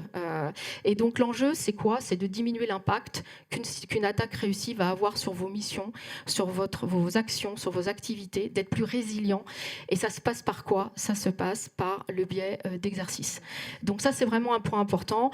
Et puis au-delà de ça, évidemment, les grandes collectivités se sont engagées dans des politiques, je dirais, de culture de la cybersécurité pour embarquer finalement l'ensemble de leurs agents, l'ensemble des élus vers plus de maturité sur les usages sécurisés du numérique. Et ça, c'est un point important. Malheureusement, effectivement, les petites collectivités, elles, sont encore un peu démunies par rapport à des défis qui sont finalement les mêmes que pour les grandes collectivités. Le premier point, c'est le manque de compétences internes. Plus de 55% effectivement déclarent qu'elles manquent de compétences internes, avec effectivement donc la difficulté aussi de recrutement. Elles manquent aussi de moyens financiers. C'est un point qui ressort. Elles ont aussi, et ça c'est plus, je dirais, de l'ordre de la psychologie, de la vision du sujet. Elle manque finalement d'appréhension de ce que représente véritablement l'enjeu cyber. Pour beaucoup de petites collectivités, elles pensent par exemple, il y a 45% qui pensent que finalement, elles ne sont pas exposées au risque cyber. Et 18% en plus ont du mal à finalement le qualifier. Donc on voit qu'il y a quand même un vrai sujet aujourd'hui d'acculturation sur ce qu'est la cybersécurité, sur ces enjeux, pour véritablement que ce soit pris au plus haut niveau dans toutes les collectivités, quelle que soit leur taille. L'enjeu aujourd'hui, effectivement, c'est quand même d'embarquer les petites collectivités vers plus de sécurité. Merci beaucoup Bénédicte. Je me tourne maintenant vers Denis Hameau. Vous êtes conseiller délégué à la Smart City en charge de projet On Dijon. Oui. J'ai 2 questions. La première, c'est pour faire écho à l'intervention de Bénédicte, comment vous avez eu cette prise de conscience, comment vous avez intégré les sujets de cyber dans le projet On Dijon. Et ma deuxième question, je pourrais la répéter après, il n'y a pas de problème, qui fait plus écho à l'intervention de Jacques sur les sujets d'IA. C'est comment vous, par rapport au projet On Dijon, vous pouvez en rappeler aussi les contours, vous prenez en compte l'IA. Est-ce que vous l'intégrez dans ce projet-là? Si oui, comment? Et qu'est-ce que ça peut appeler derrière pour les agents aussi? Sur l'IA, on est quand même, il y a eu un effet de mode, c'est-à-dire qu'on voit bien l'accélération dans ce qui nous a été présenté. Et au-delà de l'effet de mode, il y a une appropriation derrière des sujets. Mais avant ça, donc on le disait, il n'y a pas d'IA sans data de qualité. Donc ça, c'est un élément important. Et il n'y a pas de projet de quoi que ce soit si on n'a pas de sécurité. Et donc la question de la cybersécurité est constitutive à tous nos sujets numériques en réalité. Si on bâtit des projets en pensant à la fin à la cybersécurité, ce que disait très bien Bénédicte Pillet, en fait, on est en train de bâtir un château de cartes. Et donc, par exemple, si on prend cet événement, si on a une attaque cyber, on peut avoir la lumière qui s'éteint, puis plus rien. Et puis plus rien sur nos smartphones, plus rien sur rien. Et donc on est incapable d'agir. Vous avez vu Blackout en Espagne. Voilà, on est en incapacité d'agir. Alors ça va pas être toute la vie. Ça va peut-être être là tout de suite et puis pendant le week-end. Mais en fait, pendant tout ce temps-là, on est en train de ramer contre le courant parce qu'en fait, on est démunis parce qu'on n'a pas été préparé à ça. Donc moi, en 2014, quand on a pensé le projet On Dijon, qui transformait vraiment de manière globale tout le service de la métropole et constituait à l'échelle de la métropole un projet d'intégration, la première brique, c'était la cybersécurité. Voilà. Et même, c'était une carte des vulnérabilités, parce qu'on parlait des petits territoires qui parfois ne sont pas dotés, mais en plus, il peut y avoir de très grands risques d'inondation, de très grands risques divers et variés. Et voilà, donc il y a vraiment un sujet, quelle est la carte de la vulnérabilité? Parce que quand on est élu, on est aussi en gestion parfois de situations de crise. Et c'est pas quand elles arrivent qu'il faut être prêt, il faut être prêt avant. C'est-à-dire il faut vraiment en amont avoir anticipé, avoir fait les exercices, avoir fait tout ça. Donc moi, le premier élément, et c'était même la base du contrat qu'on a fait de 105 millions avec un consortium de groupes privés, puisque n'y a pas de R&D au sein des collectivités, hein, donc il faut qu'on aille chercher les meilleurs du mieux possible, tout en ayant une stratégie claire et que c'est bien le public qui drive le sujet. Donc l'enjeu, il était vraiment là, de ne pas bâtir un château de cartes, construire à la fois une hypervision finalement des outils métiers qui existaient de manière à ce qu'on ait une vision globale. On parle de jumeaux numériques aujourd'hui, c'est un quasi-jumeau numérique. Et surtout une capacité à agir dans l'urgence de manière organisée pour pouvoir adresser ces sujets à la fois d'urgence ou de gestion de crise. La deuxième chose, c'est qu'une fois qu'on a les données, on va pouvoir faire de l'open innovation, ce qu'on a mis dans le contrat.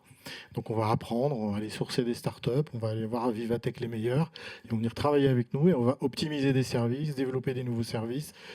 Et puis, comme on avait dans notre consortium Capgemini par exemple, donc Suez, Capgemini, Equans, Bouygues Energy Services, et puis EDF sur toute la partie éclairage public, on va moderniser l'éclairage public et passer de on-off, pour faire simple, à finalement on peut faire des scénarios, on peut imaginer des usages, plus de sécurité là, plus de sympathie pour la biodiversité là, et donc on rentre dans un débat démocratique avec les habitants. Donc ça ouvre du champ aussi en termes de discussion.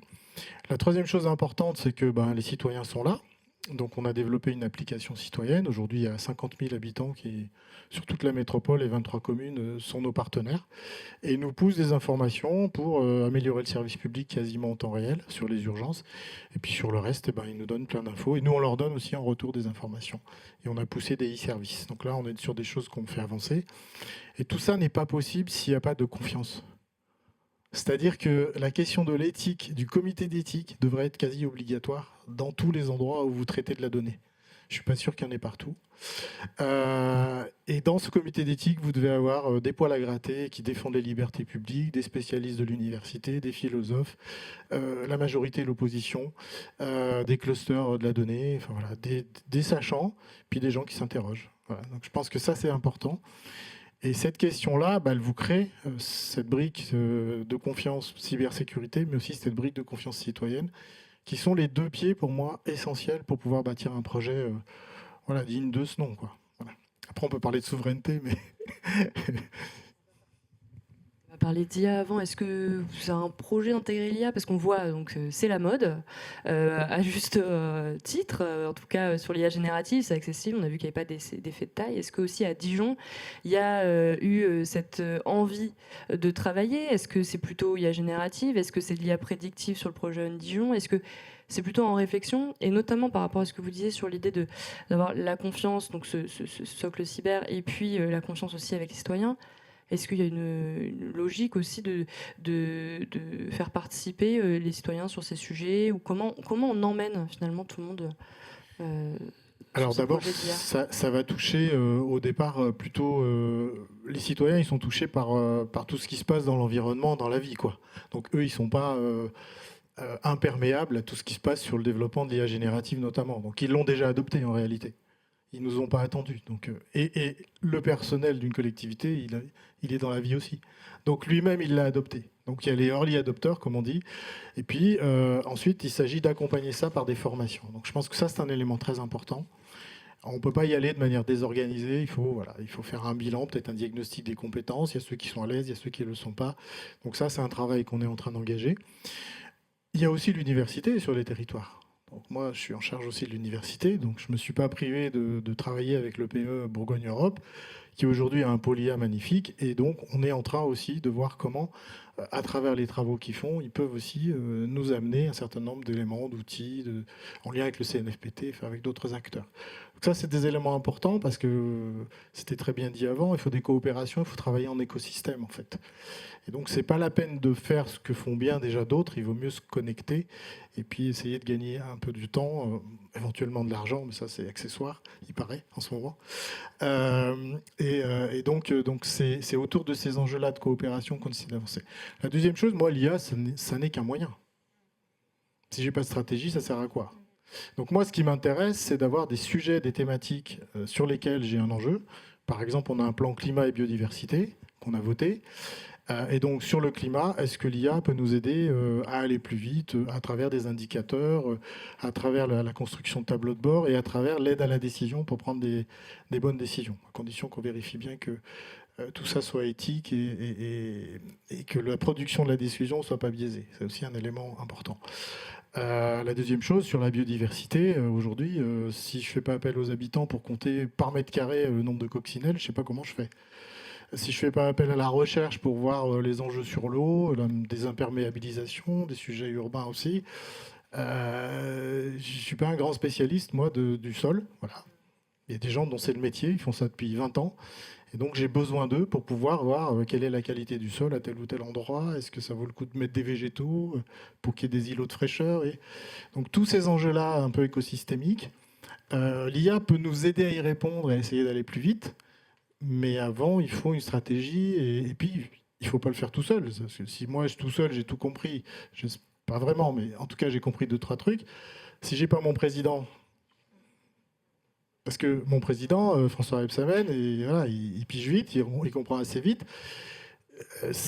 Voilà, donc il faut que j'embarque, mais pas seulement, il faut que j'ai les 23 maires. Et puis après, il faut que j'ai leurs équipes. Et puis l'équipe aussi de Dijon. Vous voyez, donc ça, c'est un sujet important.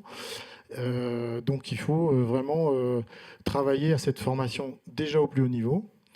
Le DGS, moi j'étais assez surpris de ce que je voyais là, parce que pour moi, c'est pas possible. C'est-à-dire que ce que je veux dire, c'est que si c'est pas porté par le DGS, on a déjà un problème de gouvernance. Vous voyez, je préfère pointer les choses, parce qu'on est là pour échanger. J'espère que la prochaine note, on aura 100% des DGS ont compris l'enjeu et donc se sont emparés du sujet. Vous voyez. Jacques, si vous voulez réagir sur ce chiffre-là, parce que... Juste un mot, parce que Simon Chignard l'a dit tout à l'heure, c'est un des chiffres marquants. On n'avait pas les mêmes chiffres les années précédentes, et c'est quelque chose que l'on constate de façon très forte. Petite anecdote, je déjeunais hier avec un DSI qui me disait « Donne-moi les clés pour convaincre mon DGS ». Parce qu'on voit ce qu'il faut faire, on voit le chemin, mais aujourd'hui, ça n'est pas pris en considération au niveau où ça doit être pris, c'est-à-dire que c'est un enjeu stratégique. On n'a pas d'IA de confiance, on n'a pas de data de confiance, donc efficace, parce que s'il n'y a pas la confiance, on n'aura pas l'efficacité, si on ne peut pas construire un cadre. Le cadre, il prend la forme qu'on veut. Ça a été dit par Simon tout à l'heure. Dans certains territoires, il va y avoir, c'est le cas en Occitanie, l'adoption en assemblée plénière d'une stratégie territoriale de la data et de l'IA. Dans d'autres cas, ça va être un document interne qui va être un manuel interne, une feuille de route, un guide de bonne pratique, peu importe.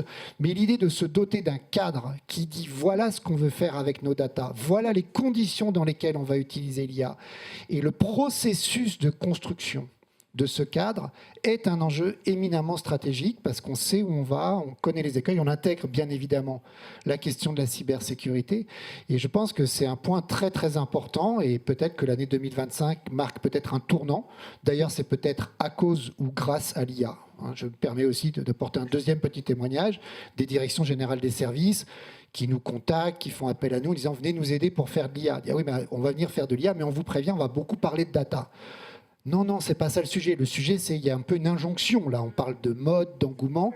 Mais en vérité, quand on commence à entrer dans ces sujets, on se rend compte qu'il y a dessous la nécessité de structurer les choses, de construire, de se doter d'outils.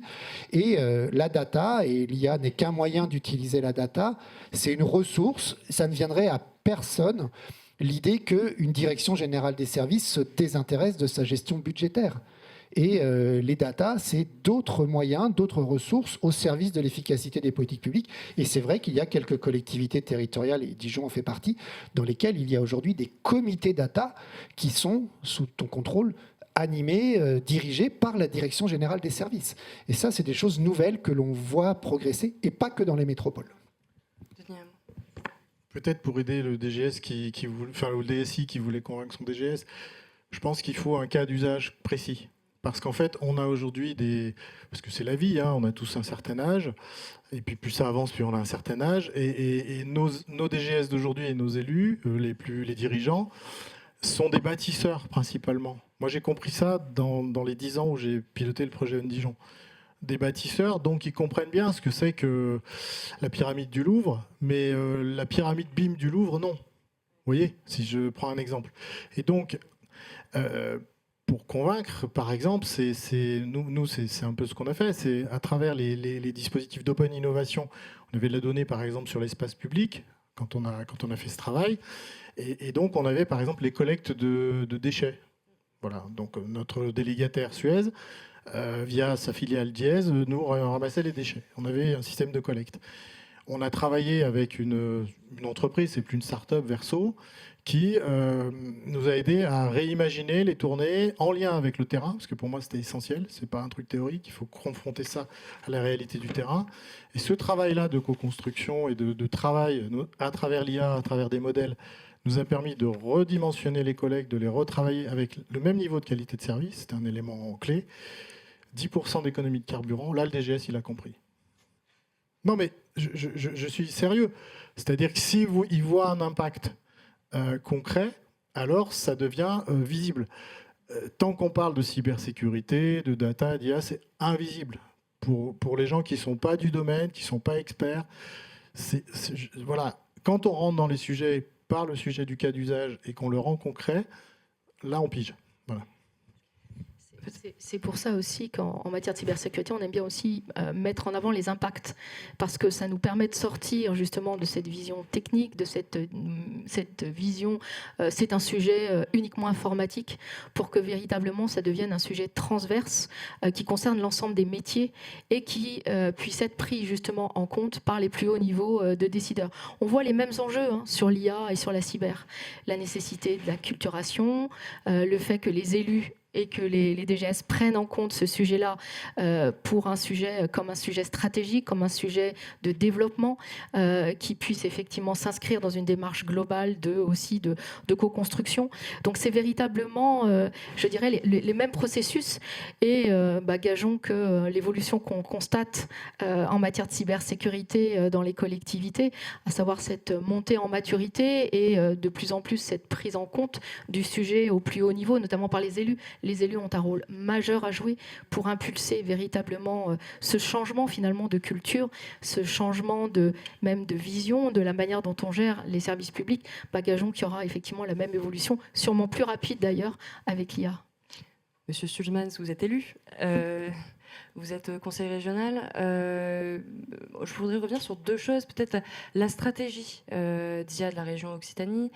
Il y a une ambition qui est importante. Est-ce que vous pouvez nous indiquer comment elle s'est structurée, cette ambition? Qu'est-ce que vous y avez mis dedans?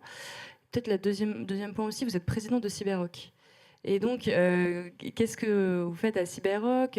Pareil, c'est quoi le périmètre, et comment, derrière, on vient réassurer citoyens, collectivités, agents, et apporter cette confiance-là, que ce soit sur l'IA, mais sur la cyber et sur la data? Alors, si vous me permettez, je ne vais pas tout à fait répondre à votre première question, parce que je vais rebondir sur ce qui a été dit. Le problème de l'IA, c'est qu'on a une illusion de maîtrise. Vous tapez un prompt, vous avez l'impression de la maîtriser. Et donc, il y a à la fois le shadow IA pour les agents, mais pour les élus, ils ont l'impression que on veut un plan IA, il suffit de demander à ChatGPT de générer il est autopoïétique, il pourrait générer son propre plan.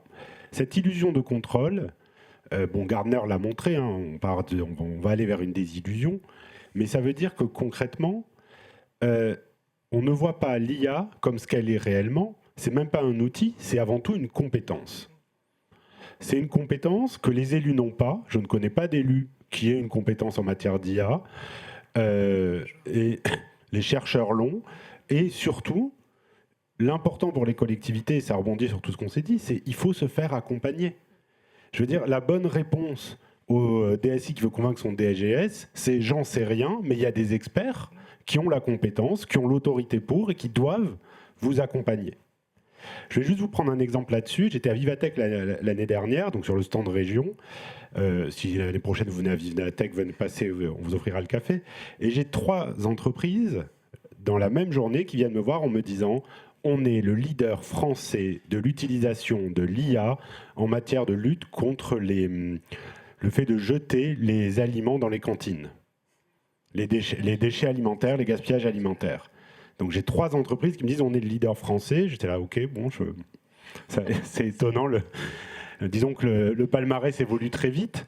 Mais donc je discute un peu avec eux. Je dis mais vous avez entraîné vos données? Non. Alors il y en a un, il me dit oui. Alors il me raconte n'importe quoi, je le vois clairement. Le deuxième, il est un peu plus honnête. Il me dit non, mais en fait c'est une techno américaine qu'on a utilisée. Et il me dit nous, le taux de gaspillage décroît de 17%. Et je lui dis mais en fait si c'est des données américaines, elles sont entraînées sur des petits Américains. Donc nos petits Français, c'est pas pareil. Et puis surtout, moi je peux supprimer le gaspillage alimentaire dans tous les repas. C'est assez facile. Vous faites frites, burger, frites, pizza. Ça marche à tous les coups. Vous avez supprimé le gaspillage alimentaire. Et en matière de... Oui, moi on me demande de supprimer le gaspillage alimentaire. Donc non, mais tu as tout à fait raison, Denis. Mais la réalité, c'est quoi ? C'est qu'on a des entreprises qui viennent voir les élus, voir les DGS, voir les collectivités, qui ont un discours qui a l'air très appétant. Et si on n'y connaît rien, qu'est-ce qu'on fait ? On prend un abonnement chez eux. Et dans 10 ans, on aura sur le territoire de la collectivité un surplus d'obésité, un surplus de maladies cardiovasculaires, parce qu'un petit malin a eu l'idée d'utiliser une IA sur étagère qui a été entraînée sur des données des petits Américains. Et donc moi je pense qu'avant toute chose, l'IA c'est une compétence et c'est pas l'illusion de la compétence à taper des prompts. Il faut être accompagné et il faut être accompagné par des gens sérieux, tout simplement. Pour répondre à la deuxième question maintenant, sur la cybersécurité et sur ce qu'est Cyberrock. Cyberrock, on est parti d'un constat en région Occitanie, c'est qu'il y avait énormément d'acteurs sur la filière cyber. On est une des régions les plus attaquées de France parce qu'on a l'industrie aérospatiale, hein, on ne va pas se mentir. Voilà, personne ne cherche à pirater les données des élus, mais c'est plus Airbus, pour le dire de façon un peu rapide. Et qu'il nous fallait 3 choses. Première chose, il fallait faire remonter de l'information, sensibiliser toutes les entreprises, parce qu'en Occitanie, n'importe quelle entreprise, elle est à 3 degrés de séparation d'un grand donneur d'ordre du spatial. Quand vous piratez le comptable du coiffeur, ben en réalité, ce comptable-là en Occitanie, si vous remontez, il peut arriver chez Airbus. Ça paraît un peu dingue comme ça, mais c'est le cas. Donc il fallait... Airbus, ils savent se sécuriser, ils savent se cybersécuriser. Ils ont Airbus Protect, avec qui on travaille beaucoup et qui fait vraiment un travail admirable. Mais concrètement, les sous-traitants de rang 2, voire les fonctions support des sous-traitants, ils n'étaient pas adressés. Le deuxième sujet, qui était aussi un sujet important, c'est que les collectivités, et notamment les collectivités infrarégionales, et même infradépartementales, parfois, elles étaient prises dans des marchés, dans des solutions techniques sur la cybersécurité, avec des entreprises qui étaient un peu indélicates. Avec des entreprises qui faisaient le site internet, l'infogérance et la cybersécurité, et qui facturaient tout ça un peu très cher, de façon un peu opaque, parce que c'était le neveu du cousin, et ainsi de suite. Et ça, on avait aussi voulu y mettre un terme, et ce que je vous décris là, ça vaut aussi pour les entreprises. Parce qu'en matière de cybersécurité, il y a pire que la cyberattaque, c'est l'illusion de la sécurité. Vous savez, c'est le petit chaperon rouge. Le moment où le petit chaperon rouge il est persuadé d'être le plus en sécurité, c'est la seconde avant que la grand-mère se révèle être le loup. Et statistiquement, si on lui demande de miser sur sa sécurité, il vous répondra « Quand je suis chez moi, je suis en sécurité ». Ben, c'est la même chose avec la cybersécurité.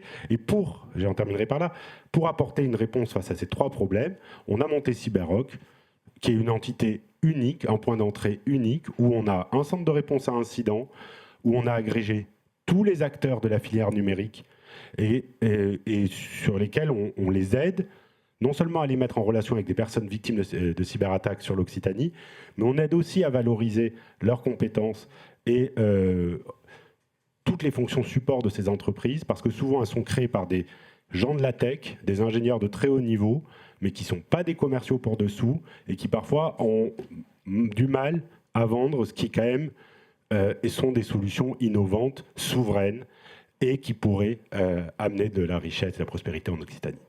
Merci Monsieur Schuzman. Bénédicte Pilier, peut-être pour rebondir sur... il y a Cyberrock, mais il y a un foisonnement d'initiatives au niveau national. Ça prend aussi différentes formes, différents types de structures juridiques.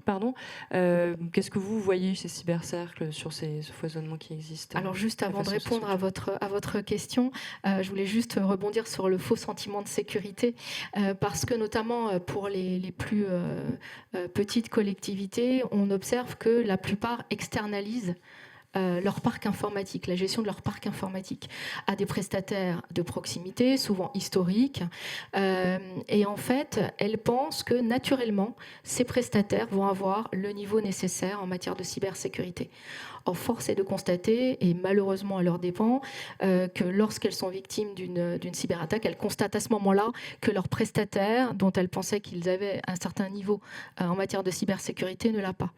Donc c'est vrai que ça, c'est un enjeu aussi, c'est de ne pas révolutionner non plus les choses, c'est de se dire que ces prestataires de proximité qui travaillent historiquement avec les collectivités, avec les petites collectivités, l'enjeu aujourd'hui, c'est de les aider aussi à monter en compétences sur les questions de cybersécurité pour qu'ils apportent finalement une prestation globale qui inclut finalement un numérique de confiance.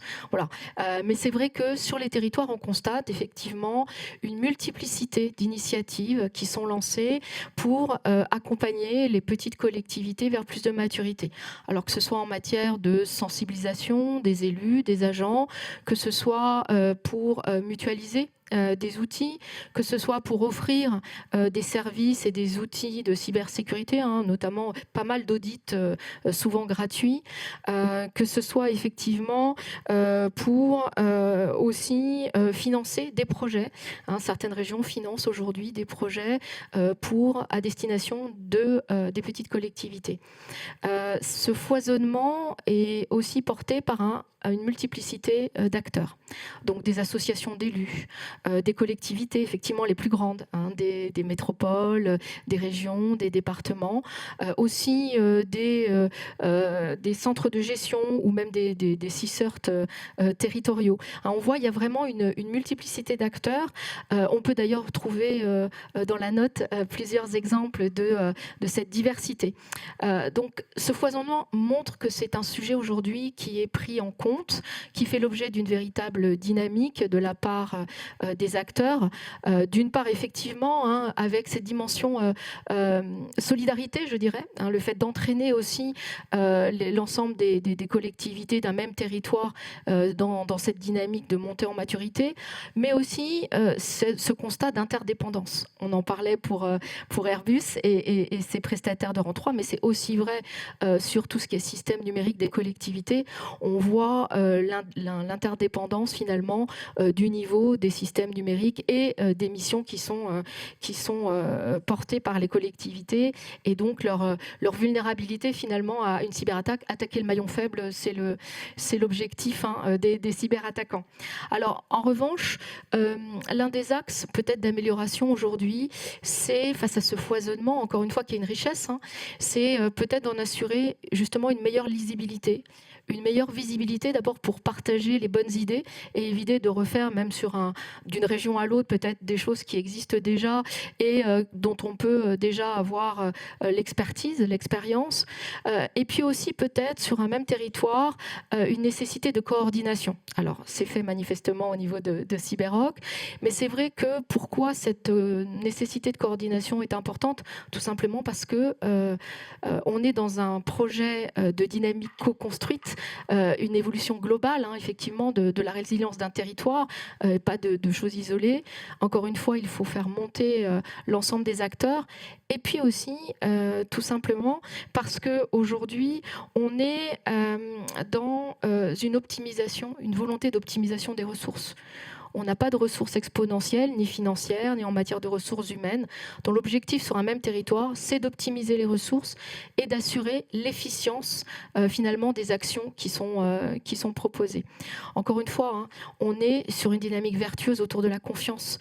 Aujourd'hui, le numérique, il est intrinsèque du fonctionnement des collectivités, du rapport aux citoyens, du développement des services qu'ils peuvent apporter, du développement économique également.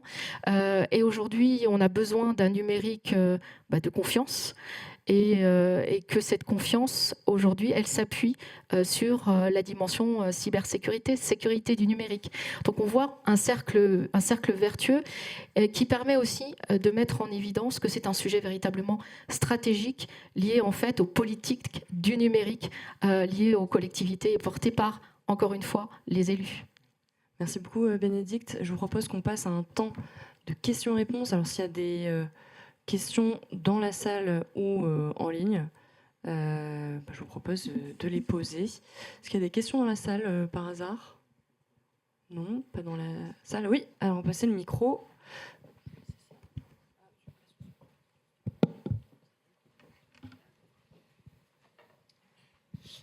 Du coup, la structure juridique de Cyberrock, c'est une association, c'est ça?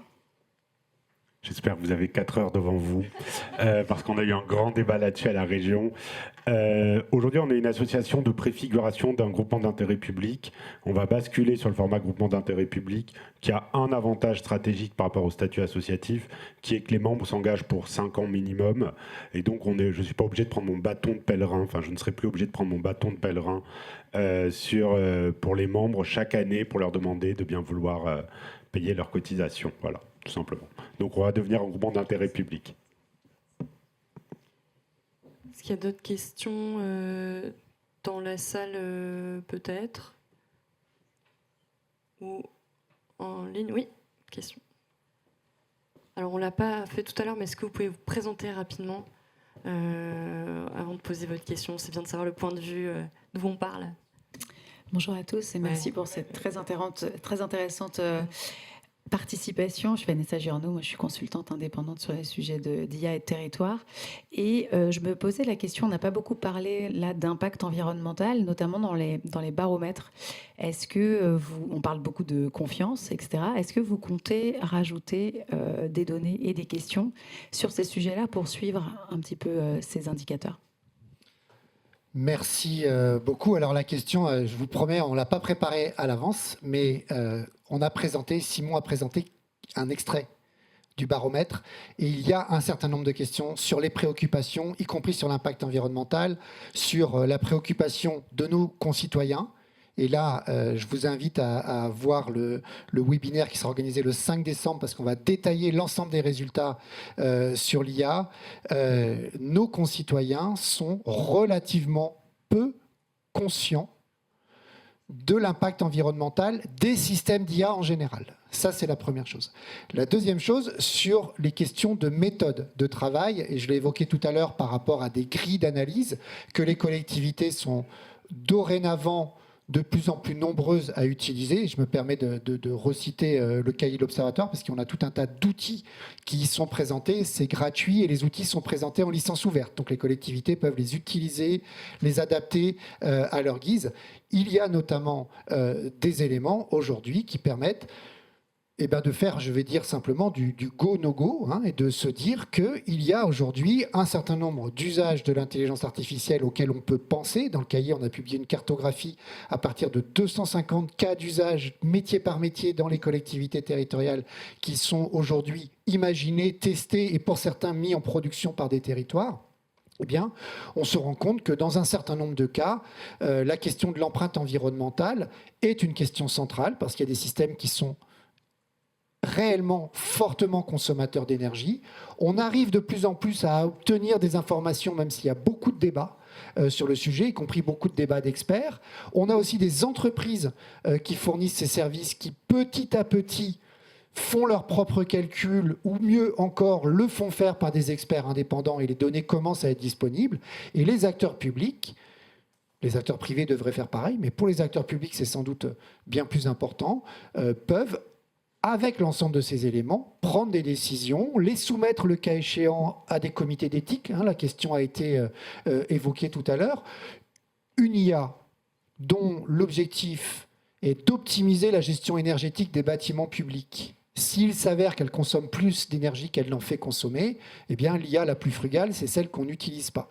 Par contre, il y a des enjeux qui ne se réduisent pas à cette équation. Il y a des enjeux, on parlait d'éthique, je sors un tout petit peu des compétences des politiques publiques territoriales, mais une IA qui serait excessivement consommatrice d'énergie, mais qui permettrait des progrès très significatifs en matière de recherche médicale, par exemple, la décision d'y aller ou de ne pas aller relève de l'éthique au vrai sens du terme, c'est-à-dire la science de la morale, donc c'est un sujet politique. Merci. Est-ce qu'il y a d'autres questions dans la salle ? Oui. Bonjour, Marine Legal, je suis chef de projet jumeaux numériques et numérique responsable au CEREMA. Et j'ai vu que vous aviez exprimé tout à l'heure dans le Data Publica à l'Observatoire, du coup, qu'il n'y avait pas une seule collectivité dans celle qui utilisait l'IA générative qui était en dessous de 75%. C'est quoi ces types d'IA générative ? Est-ce que c'est du ChatGPT ? Est-ce que c'est du Mistral ? Est-ce que c'est des propriétaires à eux ? Est-ce que c'est quelque chose que vous avez étudié dans vos questionnements, justement aussi dans tous nos questionnements de souveraineté qu'on peut se poser aujourd'hui ? Alors, sous le contrôle de Simon et de l'équipe qui a analysé dans le détail les données de l'enquête du baromètre, et là, pour le coup, on y reviendra aussi plus en détail dans les prochaines semaines. Les collectivités territoriales, elles sont prises avec la société en direct. Et aujourd'hui, le premier usage de l'IA générative dans le monde territorial, c'est l'usage individuel fait par des agents publics. Je vous donne un chiffre qui n'est pas dans le baromètre, mais qu'on a vérifié collectivité après collectivité auprès desquelles nous intervenons. Le nombre d'agents publics qui se connectent, on va regarder les logs avec les DSI, qui se connectent sur OpenAI, donc ChatGPT, c'est entre 30 et 50%, quelle que soit la taille de la collectivité. Alors, on ne sait pas pourquoi.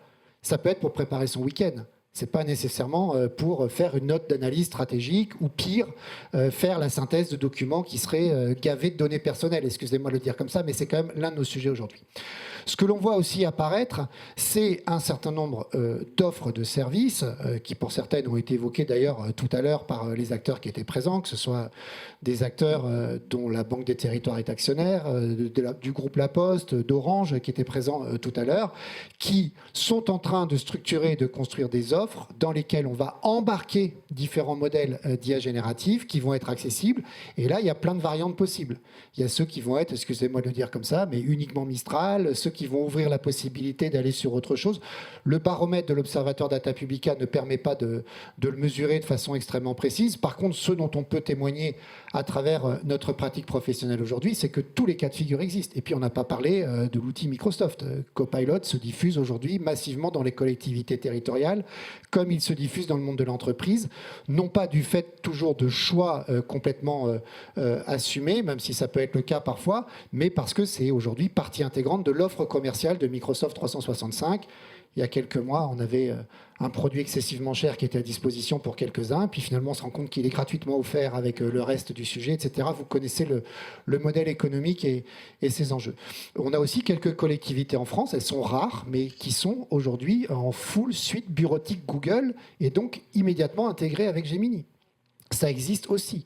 Et le sujet, par rapport au débat sur la souveraineté qu'on évoquait tout à l'heure, la question n'est pas simple. Quand une collectivité locale a fait ses choix en termes d'équipement informatique, le sujet de la souveraineté, c'est peut-être de savoir ce qu'on s'autorise à faire ou pas avec un outil souverain proposé par un grand groupe public ou parapublic, et ce qu'on s'autorise à faire ou pas avec ces outils grand public ou ces outils qui appartiennent aux GAFA. On ne va pas arriver en disant vous devez arrêter ça du jour au lendemain. Ça n'est pas vrai, ça ne fonctionne pas comme ça. L'approche pragmatique, c'est pour ça qu'à la question tout à l'heure de l'IA de confiance, qu'est-ce que c'était? Je disais c'est d'abord une IA que la collectivité maîtrise par elle-même.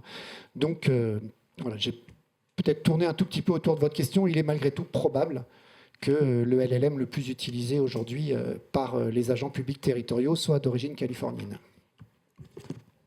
Et Si je peux me permettre. Et les sujets de cybersécurité aussi sont hyper intéressants dans ce contexte, justement, savoir dans quelle mesure on peut récupérer ces informations quand on est un ChatGPT ou un Mistral ou que sais-je par ailleurs. Oui, complètement. Et puis, il y a juste un élément, c'est quand vous effectivement développez une IA, c'est la gestion des risques, tout simplement. Voilà, on n'a pas dit le mot depuis tout à l'heure, mais c'est ça, en fait.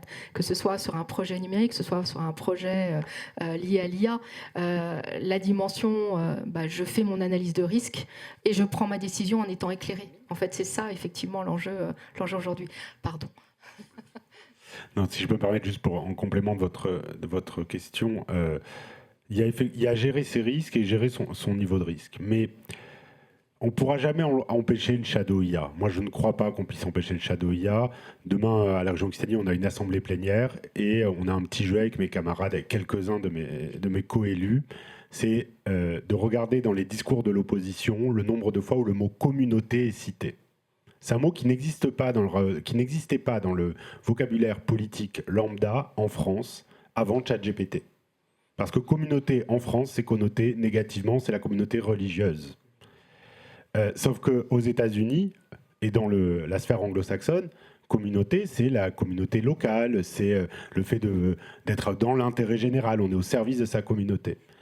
Et donc, l'opposition, puisqu'il n'y a que l'opposition qui utilise ChatGPT, on le sait, quelle qu'elle soit d'ailleurs, l'opposition fait faire ses discours par ChatGPT, et donc on a toujours ce petit moment communauté, comme on l'appelle entre nous, où un élu de l'opposition lit maladroitement un texte qu'il n'a donc pas rédigé, et il y a le mot communauté dedans.